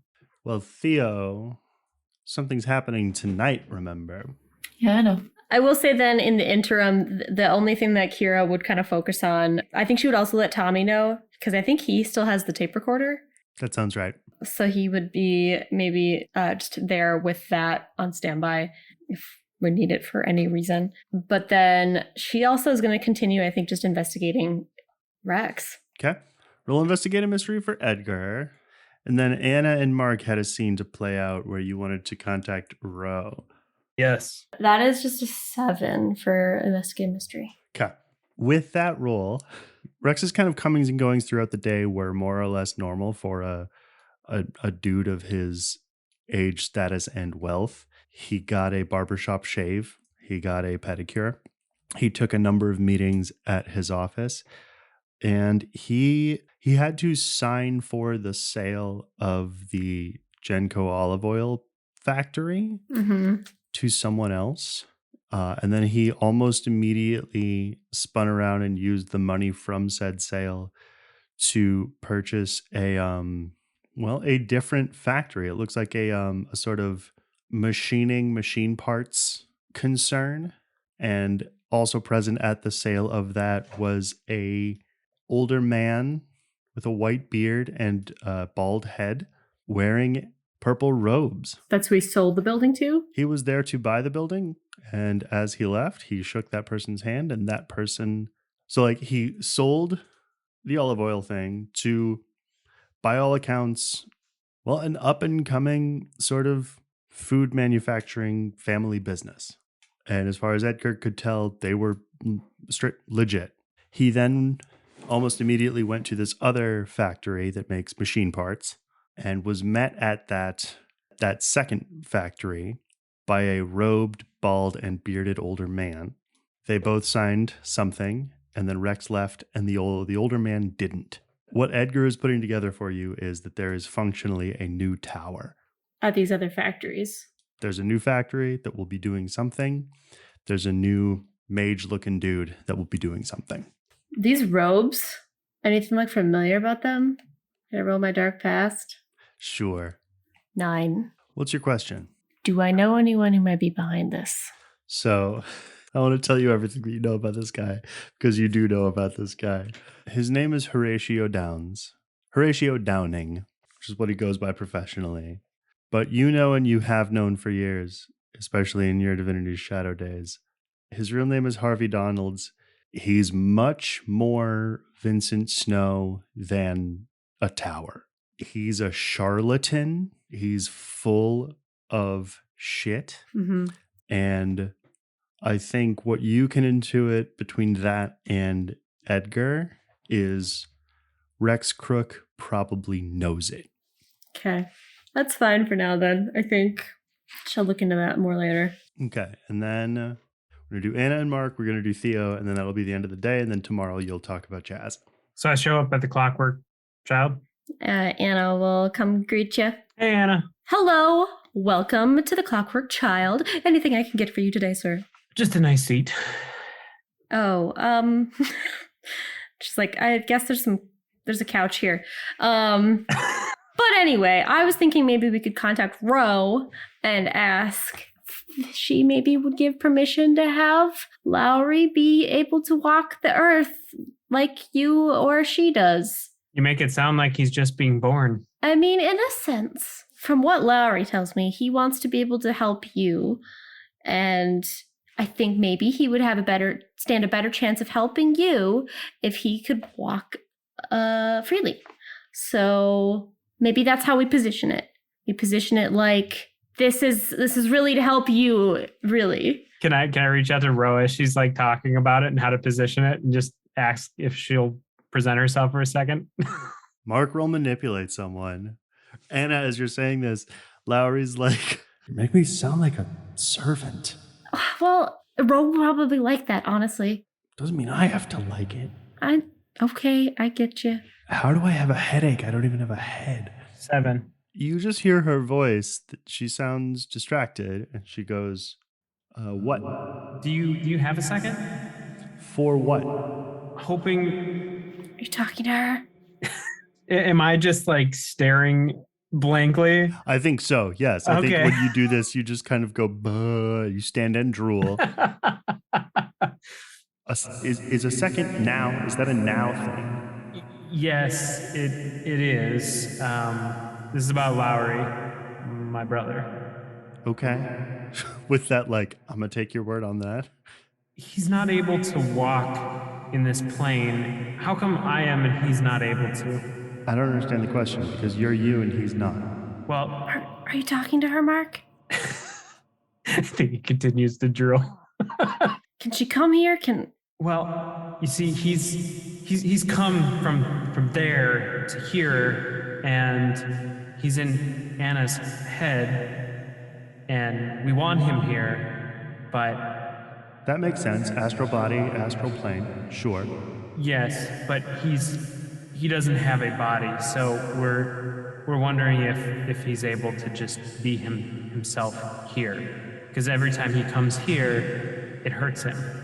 Like anytime he resolves in this plane, he gets hurt. Well, of course he does. Well, what do you mean? Of course he does. You can't put. Oh, what is it, you guys? You have a thing for this. You have a thing for this.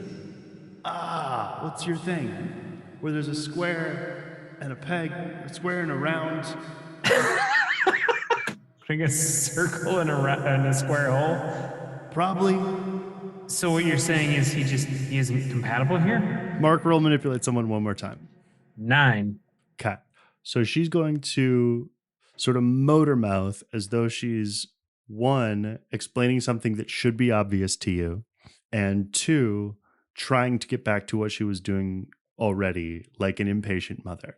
I gave you the wood, damn it. Just kidding. Okay, so there, and the kingdoms thereof, are places of ideas, thought, and identity. That's what you are, that's what you're made of, that's what you look like.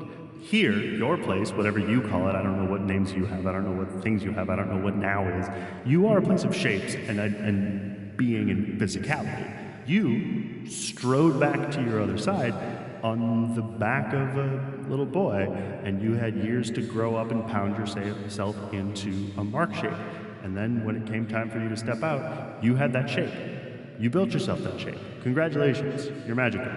Lowry's still identity and thought and idea. If you can give him time to pound himself into a shape, you can let him do that. Or if you can find a shape for him to go into, then he can have that. But he's not physical and your place is, okay? I see. What's she saying? He needs to get in shape. Mark, you're the king! But But what does that mean? Can't she make an exception?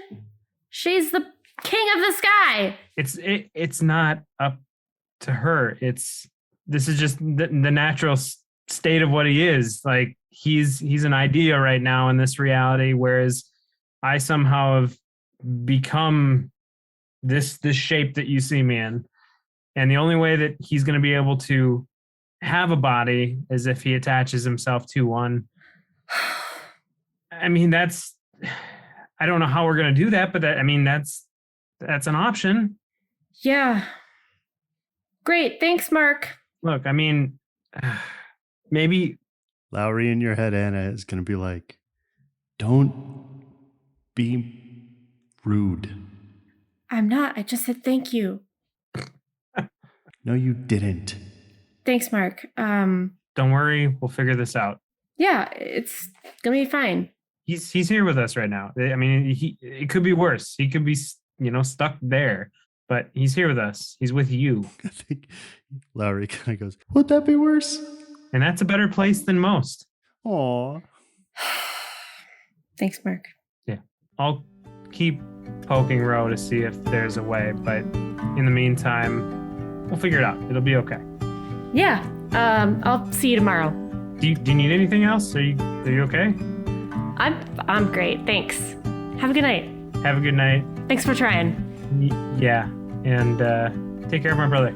You got it. And I think Mark walks out and you hear his bike turn on. I think Anna, just as soon as Mark leaves, she flips a sign to closed and just goes and sits down in front of maybe where all the books are. It's just like, you're telling me that there is all this knowledge, king of the sky, she can't do anything. Fucking bullshit. This isn't the sky. But she can be here. She's of the sky. The rules bend for her. Let's focus on what we have, okay? Anna just lays back on the ground, just sprawled out. What do we have? If I can make myself a shape, or if we can find me a shape, that would do it. I've been telling you, we could make you a body, but you said that you didn't want to do that. You change your mind? I don't know if I'd want to be like a person. What? What would you want to be? I don't know, something that doesn't have to have a job. You don't have to have a job if you're a person. It's not like a requirement for being alive. It's a requirement for you. No, it's not. What did you just talk about? Your whole this is mine? I could quit at any moment. So do it. No, I like working here. I don't want to like working somewhere. You don't have to work anywhere. What is this? What is this notion that you have to have a job? You're not listening to me. I don't know if I want to be, he gestures to his body, quote unquote. I don't know if I want to be this out there. What do you want to be? Something that flies. They could probably give you wings. Not like that. Huh? He has a version of access to your memories, I think. And he knows why she has wings. Well, I don't mean like that, but I'm sure we could get some for you. Some sort of spell or something. Why don't we bake the cake before we start putting icing on it? Let's call it a step, okay? Yeah, okay. At least you're not leaving. That's what you're getting from all of this? Theo. Yeah. The sun has gone down. Your father has come home. Can I ask you a question? Can I talk to Yana once more? Okay. Is he going to drive her home, or is she going to have to scooter her way home from Mark's? That's up to you. He could do either because you have your scooter with you. Okay. Also, weird question. Would it be possible that during the party, I don't think that Theo would have been drinking, but she would be kind of sort of really busy on her phone? Oh? Yeah. And I'm kind of wondering if Theo could have found an apartment for Yana. Roll investigate a mystery. 8. She finds 2. They're both very small. One is quite cheap, but quite crummy. And one is unforgivably overpriced, but in great shape. Okay. Are they for rent or purchase? You know what? In Minneapolis in 2022, they're for purchase. Shit. This whole fucking town is condos. Oh, how expensive is the latter? I know you said outrageous, but... Yeah, basically a studio. It says on the lakes, but it's really like almost a mile away from any of them. And it's $500,000. Shit. How crummy is the crummy one? That one's to rent for sure. And I mean, it's pretty crummy. I think the place has it's managed by a company that has half a star on Google reviews and Yelp. The pictures kind of don't try to crop out the bugs. Crap. I would say with your money, you could afford the crummy one. With your family's money, you could afford the nice one. Okay. Theo will use the family's money, and Theo will ask Yano if she could get a ride with him, and she'll give him the directions. This is not to your family's house. Observant. It's to your new apartment. He'll narrow his eyes pleasantly. What have you done, Sorella? I'm not gonna lie that it was surprising to see you back here after Duluth, after everything that happened. And if you're honest with sticking around, I'd rather you not be staying in your car. I think his voice is going to break a little bit as he goes, this is true. You saw me use blood magic, and that, honestly, it hasn't stopped. And I was mad, and when I saw Deacon pull up outside of your house, I was mad that you had reported what I did to them. Part of me hoped that I would never see you again. You have been surprising as well. In bad ways, I'm sure. He just kind of shoots you a look and doesn't really stop driving or say anything else. You want to take a left up here? Then he'll pull up to the place and do that thing where he leans forward to look out his windshield, look all the way up at this thing, which is probably 25 stories. You will have to be there because you bought it. And such, I believe, is the unforgivably speedy American mortgage process that you can have within the last couple of hours purchased for him this condo. Cool. You kind of sign for everything and get the keys and the fob for the door. And this is where Yana lives now. We can get you some different furniture if you want. I don't know if this is to your taste, but He'll smile and look around and be like, no, this is well. Now we are both in debt to your family. Now we fight together. yeah. I'll see you around. He'll gesture around to the apartment and be like, you know where to find me. I think that Theo will do like an awkward, like kind of sort of wave and I guess like head back downstairs and get her scooter out of his car. He would have taken it out for you before he went upstairs. Yeah, she'll head home. Okay. You are aware as you get home, one, that your father's car is there, and then so too is Mother Asteri's car. Great. You said that I vaguely met her when I was little, right? Yeah. She's got like, I think, severe grandmother energy. Yeah, but she also gives no shits, so I kind of liked her. Mm-hmm. Okay. Yeah, if I can head inside and find my dad. I think you pretty easily can. I think he is working with some of the staff that have been hired for the evening to assemble like charcuterie trays and hors d'oeuvres and sort of wine ewers to be put out in the mansion's sort of meeting conference study. Okay. I'm gonna wait a distance away but quietly until he's done like instructing the servants. Roll manipulate someone. 5. Exquisite. As you are standing there waiting for your father, you feel someone has sort of snuck up next to you and is like, the impression that I want to give you is that they had completely concealed their presence and then snap took away the concealment as though to be like, yes, I'm here. Theo is frozen, but like kind of like with her eyes looks. Mm-hmm. Also, she would have totally tried to conceal her hand and her eye. Do you want to roll that? Yeah. 10. Okay, nice. So you kind of look with your 2 100% normal eyes for sure. And hand. And your arms that are crossed, your hand that is normal.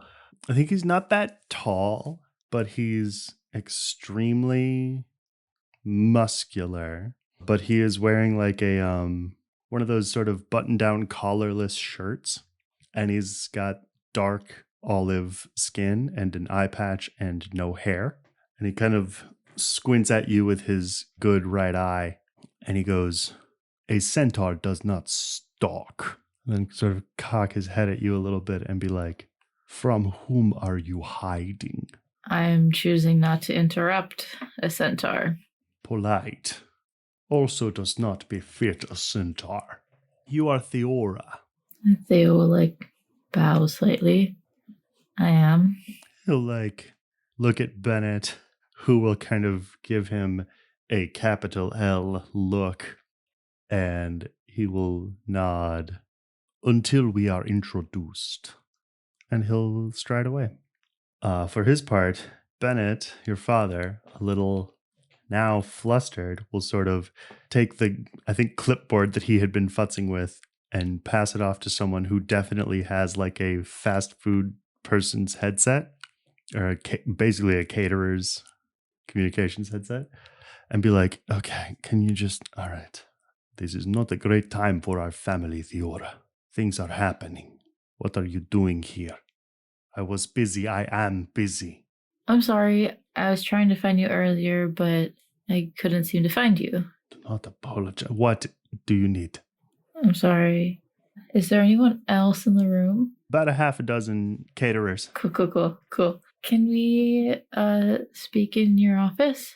Roll manipulate someone. 10. Okay.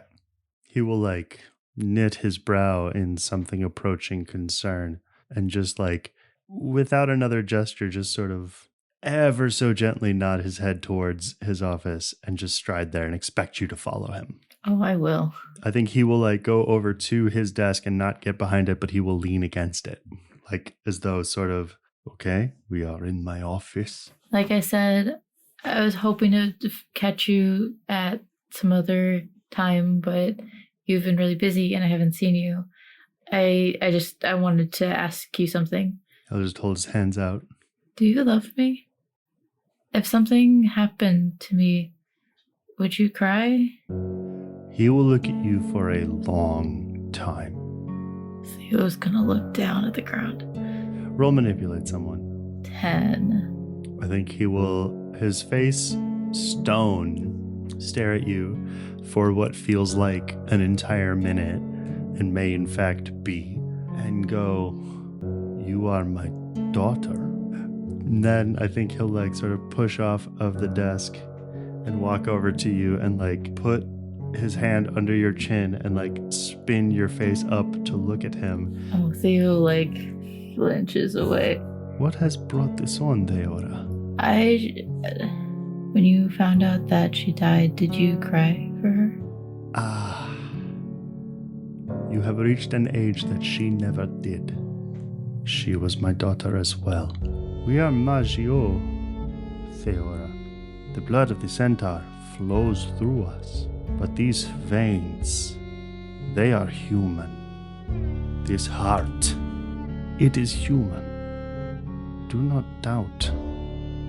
And I think like as a marked contrast, he does not make physical contact with you. Do not doubt my love for you. I just feel like I don't have the centaur's blood. You are Nessos. What if I want to be Theora? He'll lean back against his desk, arms crossed. Tell me what you are asking. You are Nessos. You are Theora. You are my daughter. You are Magio. This is known. I guess I don't want to disappoint you, and I feel like I have. This is Jonny asking. What is she referencing?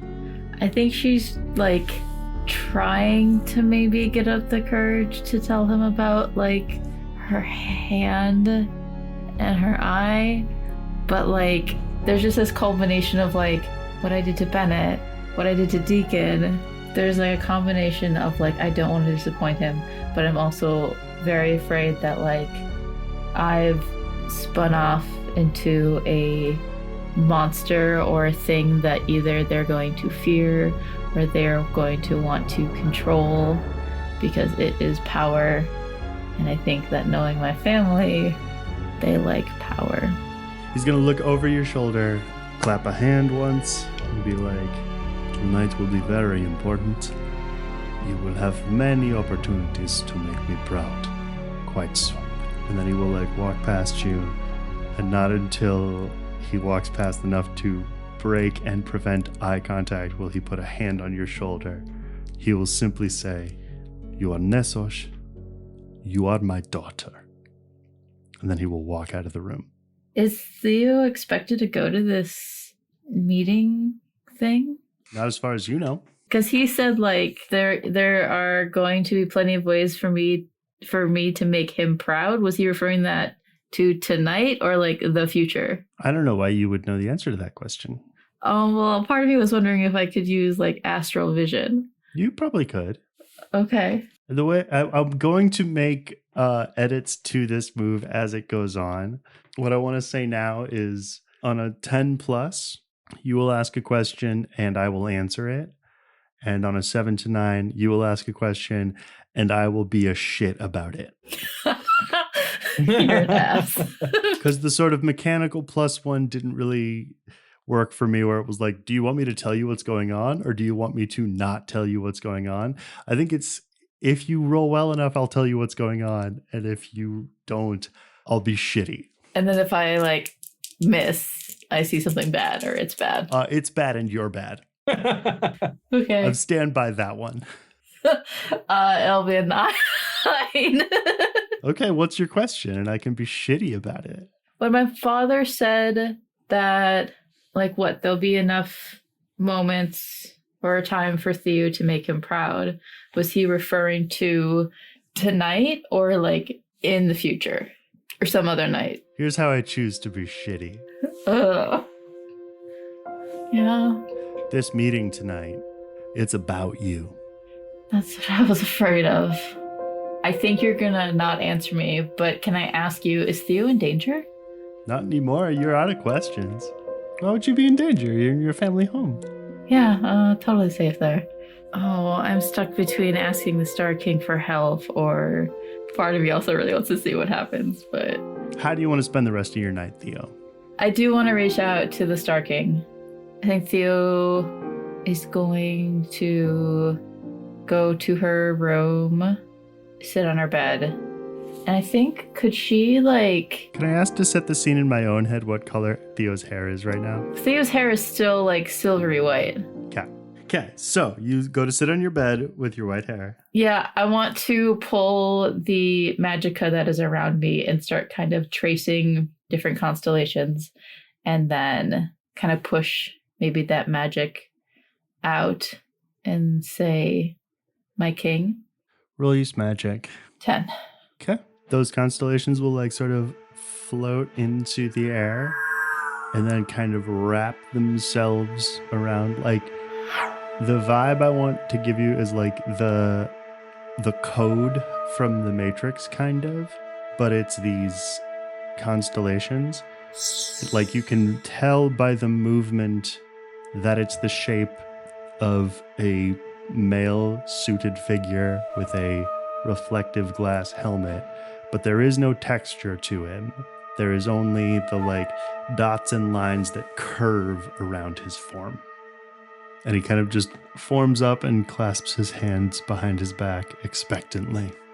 I fear that I might be in danger. Here?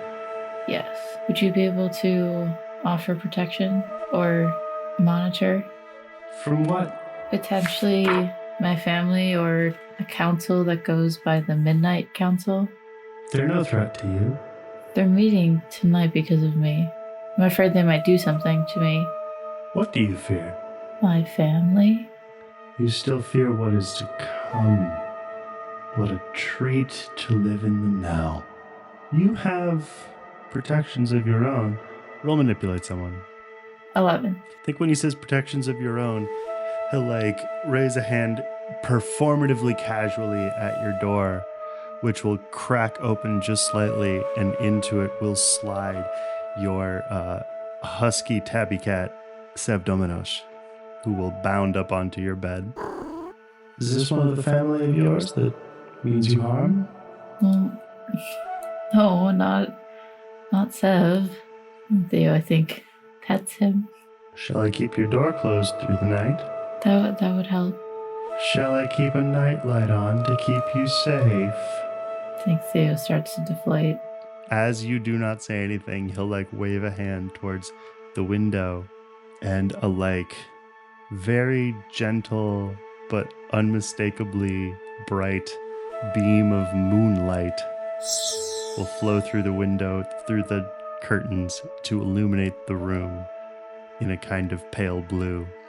And then the door will shut, the lock will slide shut, and then also on the sort of knob itself will be printed these little dots of stars, and some of them will knit themselves together into unfamiliar constellations. And then he'll like lean forward, hands back behind his back, and go, "Shall I tuck you in?" I didn't reach out to you for sarcasm. I reached out to you for help because I thought that you would care. You have dove into a puppy shelter and called for me to help you out of the running of the bulls. You are home, child. These people are yours. Are they?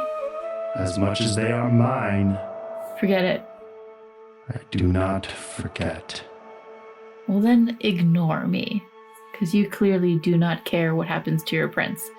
I think he's going to lean forward even more. I already know what happens to my prince.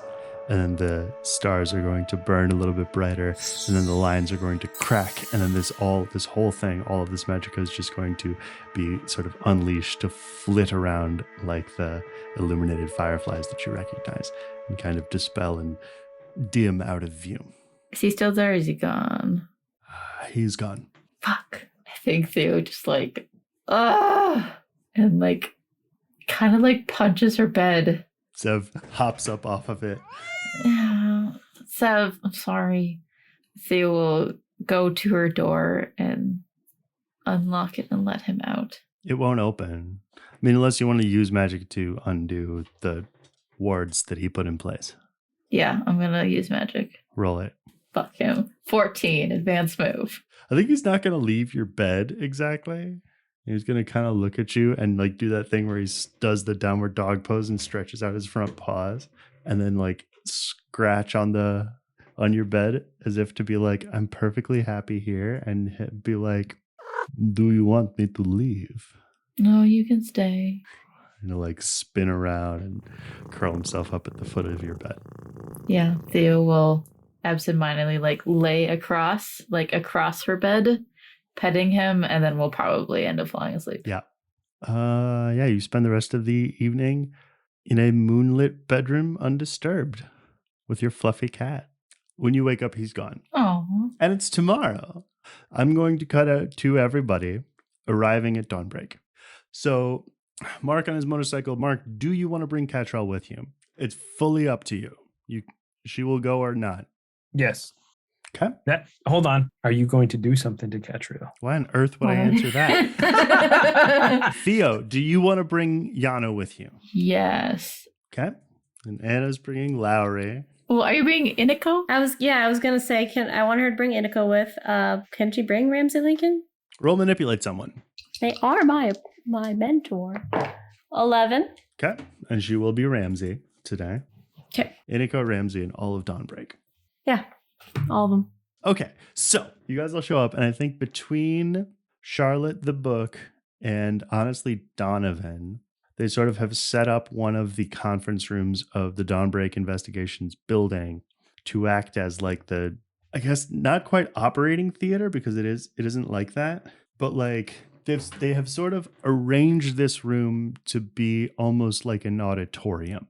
So at one end is sitting Jazz with his baggy linen shirt and dark, also kind of flared at the hips pants, dark circular sunglasses, and dark hair, sitting kind of not very responsive in like an office chair at one end of this room. And then the rest of the room is sort of set up with a couple of rows of folding chairs, like a lecture or a meeting or a funeral. And they've got him not quite secured because he doesn't really kind of seem to need to be, but Charlotte and Donovan are up against that wall, sort of keeping an eye on him. Mm-hmm. I think Kira would speak with Anna, maybe ask her to put up some wards in the building. What kind? Because my imagination is like your idea is going to be like, whatever this thing is, you don't want it to get out. Yeah, if things go haywire, I would hate for this to, if Jazz is like extremely powerful and like doing this unsettles him and he flees, that could be bad. So I think we want to keep him contained. I think that's doable. I think you kind of spend the morning doing that, and like by 10:30, every conceivable exit or window is warded against that. And you've had enough access to Jazz to basically get his signature down and figure that out. I'm not going to make you roll that. Yeah, so she'll spend some time doing that and be like, I'm sorry that I took the truck, Ramsey. I don't know how many times I have to tell you. At least one more. Sorry again. It's how this works. It's how this works. Ramsey is also setting up some awards and maybe like proofreading some of yours. I'll say Theo gets a seat next to Mark, and I think Yano next to Theo. Aaron walks in to the front door, and he appears to be wearing like no helmet, but suit of armor. Okay. Okay. I think Kira kind of just takes in the whole look. So that's what you meant. Yeah, it's and he like looks at his substantial metal hands and then kind of shrugs with them. It's the deal. That's the deal with me. Can I read a bad situation? Yes. With my third eye? Yep. 12. All right. Can I see or tell what's underneath the suit of armor? You can. It's what you saw that was left of him. Basically like a little mech suit. Yeah, pretty much. It's torso and then sort of the beginnings of thighs. And then on one arm, I think it goes all the way down to like halfway down the forearm. But the other one it ends at like the elbow. That's what's left that's like human of him. Is Aaron really okay? I mean, he can walk around and he can move and he can do everything that he was going to do anyway. But I think with your third eye, and because you rolled unacceptably high, yeah, he's not untraumatized. What's the best way to protect Aaron or help him? Help him do what? Protect him from what? You're in Dawnbreak right now. You're fine. As far as like making him feel comfortable and yeah. Don't draw attention to it. You can use lay on hands and be like, nice armor, bud. Or like soothe, Mark. Honestly. Sorry, not lay on hands. Yes, soothe. He's just Aaron. Look at him like he's just Aaron would be the best way to keep him safe from his feelings. Well, okay. Do I see anything invisible? You see all the shit that Ramsey and Anna are doing. So you can tell that like I think you can tell that Anna has gone through and put up a bunch of wards. And honestly, I think the other thing that I'm going to have to say is that like of the wards that Ramsey did have to go through and like proofread, there weren't that many. Anna did okay. Okay. How is Aaron's suit being powered? I think you catch him explaining it to somebody straight up. I think he calls it a AAA because his name is Aaron and because it has 3 different sources. The first is solar. The second is that there is a battery that has to be charged at the end of each day. And the third is that in the event of an emergency, it can be powered by his very life energy. Don't like that. I think Theo waves at Aaron. He waves back. I just had a random thought. Did Mark's glasses get destroyed a while ago? Like a long time. No. I think they just got destroyed. Yes. Because you also have a massive scar over your left eye. Yep. So I just in here with open flame eyes. I think it pleases me to retcon. You found some glasses at the garage sale? I was going to say, maybe I found some. Yes. It pleases me to imagine that as you were going to the garage, you found some sunglasses in your home and put them on to go to the garage sale. And then at each garage sale you went to, you had to buy a new pair because you kept melting the one you had on. And every single one of these garage sales had a pair of sunglasses because they all always do. And so you'd be like, I'll buy this one. Please take my money quickly. As your sunglasses are bursting into flames, you put on the new ones and you are like, thank you. So do I just have like a backlog of like glasses in my pocket right now that I'm like going through? Because of where you are, it wouldn't be weird for you to just not have sunglasses if you didn't want to. You're at Dawnbreak. Everybody here knows you've got fire eyes. You don't need to hide here. You guys can be yourselves here. It's my home, your home. Mark puts away his smoking glasses. Yeah, someone here may be able to work on that for you. But so Aaron will kind of go up to the front of this room and like yank a chair that will make a horrible scraping noise up to be kind of next to Jazz and kind of take this suitcase looking thing he has and plop it down in the chair, pop it open. Inside is this helmet that you recognize. Inside also is this like, I guess like the size of about a smaller suitcase that he'll click some switches on the sides of and like legs will drop down from each side and he will put it on the other side and then sort of gesture to somebody who will shut off the light and then it will start to project something like at this point just a blank white rectangle against the wall. Then he'll put this little helmet on Jazz and we'll kind of look to Kira and then look to Mark and be like, you think we're ready to get started? Yeah. Mark, I was thinking maybe you could use that thing you do that makes everybody really calm and I can try to maybe get him to apply a little easier. Soothe, yeah. In order for us to use this device, he needs to open his mind to us. What are you trying to do? See if he will let us in. We're trying to figure out what's going on with him, Bob. He's going to walk over and just put his hands on his shoulders and say, everything's all right. We're here to help. Here to help, here to help, here to help, here, from here. Wings, had them, will again. Here to help, here to help. Mm-hmm. I think Kira kind of like, she shakes her head because she does not like this, but she kind of gets down at eye level with him. And we'll try to catch his eyes. Jazz? Yep. Okay. I think she'll use Mental Dominion. Or Dark Negotiator. I guess I don't know if one or the other would apply. Which thing do you want to do? Do you want to reach out with Dark Negotiator, or do you want to reach in with Mental Dominion? I would rather do it with Dark Negotiator than Mental Dominion, because one of them is implying coercion. Basically mind control. Why don't you roll manipulate someone? 8. So Kira, he will kind of look up at you with his sunglasses that like basically are his eyes. And he'll say, it matters what you, it does not matter where you know better than it. And then he like settles into a calm state. Then I think she would ask him, Jazz, my friends and I have some questions, and we think that you might have some answers in your mind. This is what being alive has made of us all. And then he'll like hold out his hands with his palms up in what you assume to be approximation of assent. Well, then Kira, I think, will turn back and look at Aaron and kind of nod. All right, I think he's open.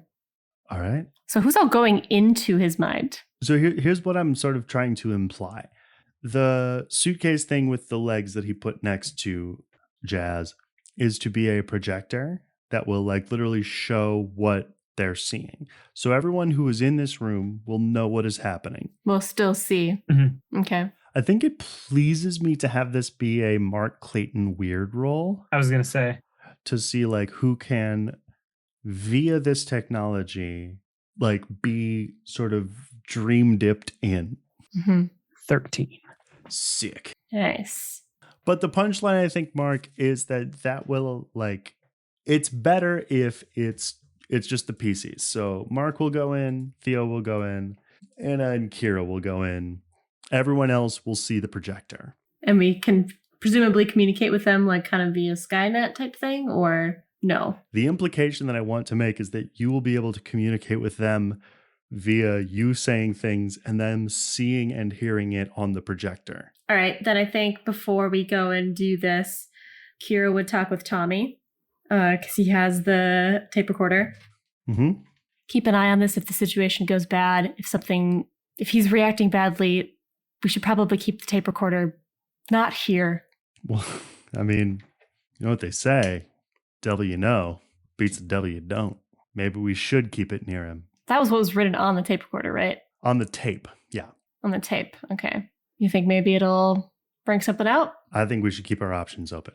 If you need to pull us out of there, well, I don't know how great of communication we're going to have, so I'm counting on you to make the call. I'll nod. Okay. All right, you guys ready? Do it. Yes, Johnny? I think the moment's passed. Never mind. What? What was he going to do? He was going to kiss you. Oh, well, that will happen anyways. Okay, on the cheek.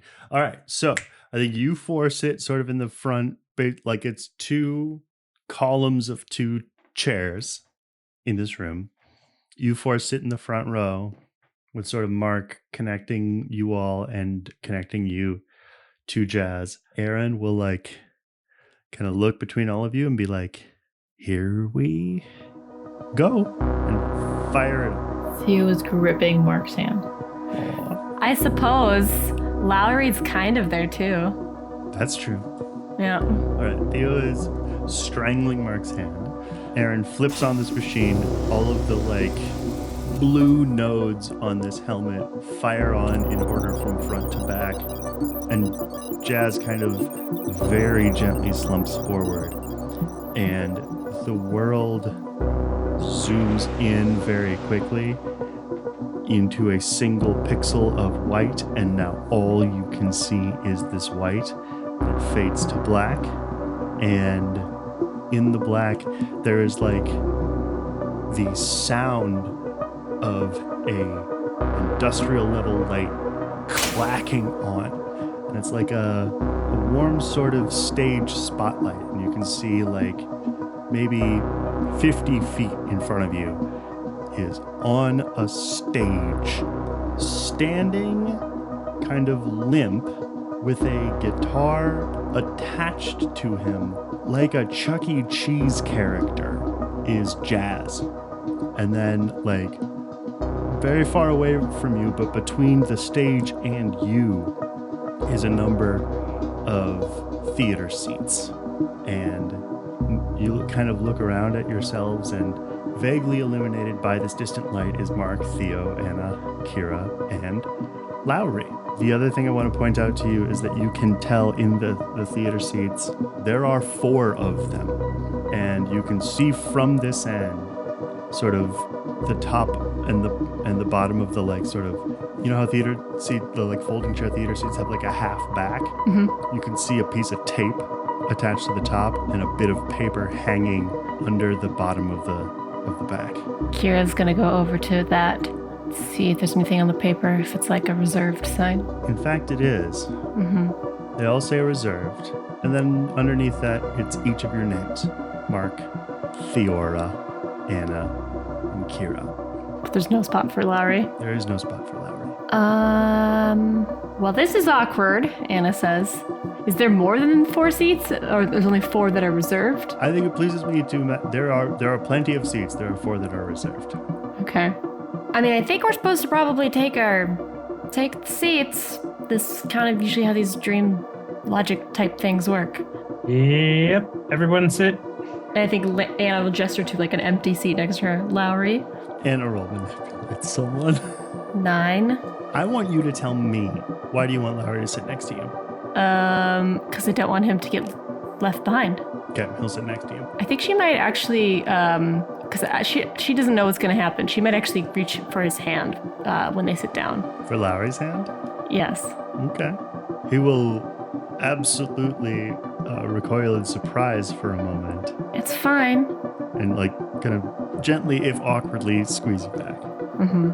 The moment the 4th butt contacts the 4th seat, the jazz automaton thing on the stage cocks back and like flits to life and places his hands in position to play his little instrument. And I once dreamed of a fire that had yet to burn, and of a titan who would cast it skyward. And though for now they are but kindling, I still dream they'll learn to stop the horrors that will soon transpire. Oh, the bride of the smoker, what she saw, and the witch's boy who still can save her. In the eyes of the ogre, we are all quite small, but both heights will reach together. The shopkeeper's apprentice, what she knows. You've only got the life you're given. The sweetest stories are the ones you yourself have told. The strongest spells, the ones you've written. When the stars burn out and the ashes coming down, and every story's coming to an end, you gotta reach on out or inside yourself and finally make an enemy your friend, or claim the power that you once condemned. Younger sister's older now than older sister ever was, casting about for who to count on. The second eye sees more than the third one does, but not before it's found the first one. Join hands, and build yourselves a kingdom to defend. Join hands, as long as you're surrounded by your friends. story never needs to have an end.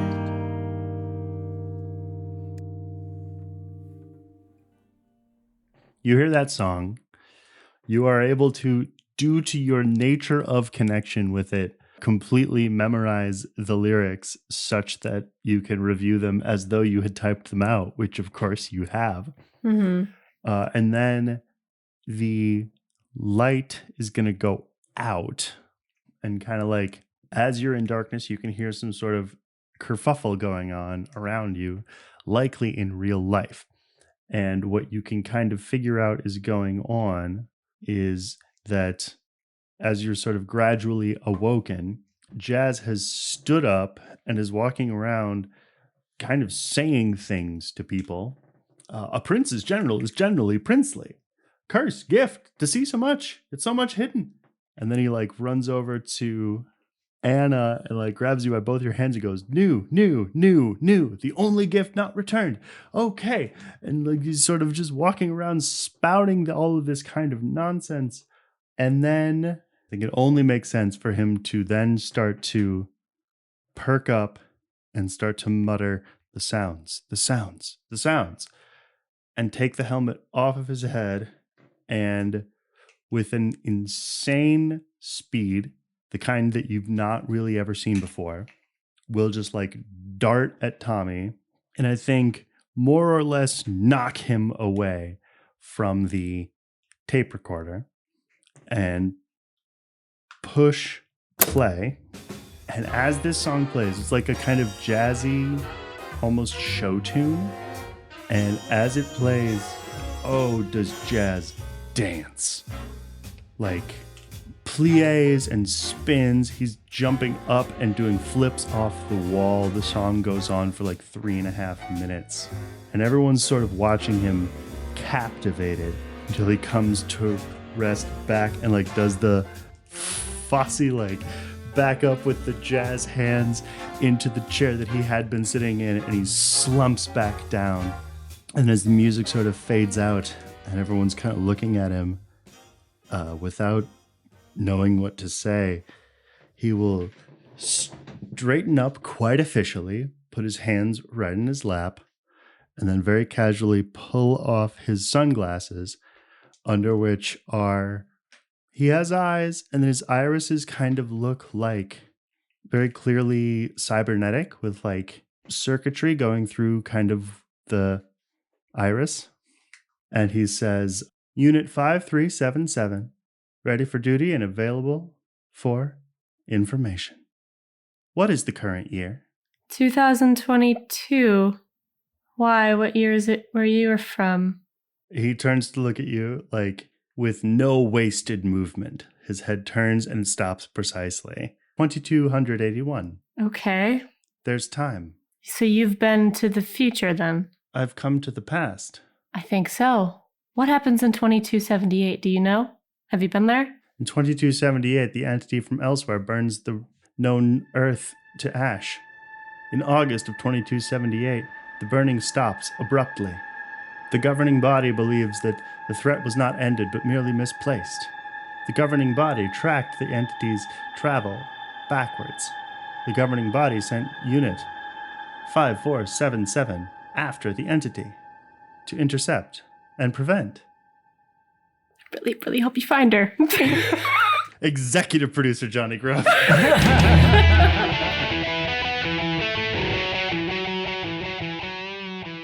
This has been The Monsters Playbook, featuring John Wander as Mark Clayton, Lauren Johnson as Anna and Kira Ashwood, Miah Detjen Wander as Theo Nessos, and Jonny Grubb as literally everybody else. Our theme song is by me, Jonny Grubb. The Monsters Playbook is produced and engineered by Miah Detjen Wander and edited by Miah Detjen Wander and Lauren Johnson. If you liked this episode, please tell a friend. We love friends.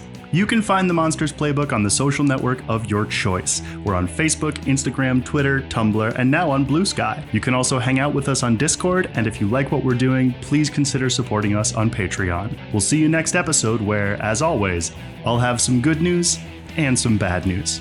Thanks for listening.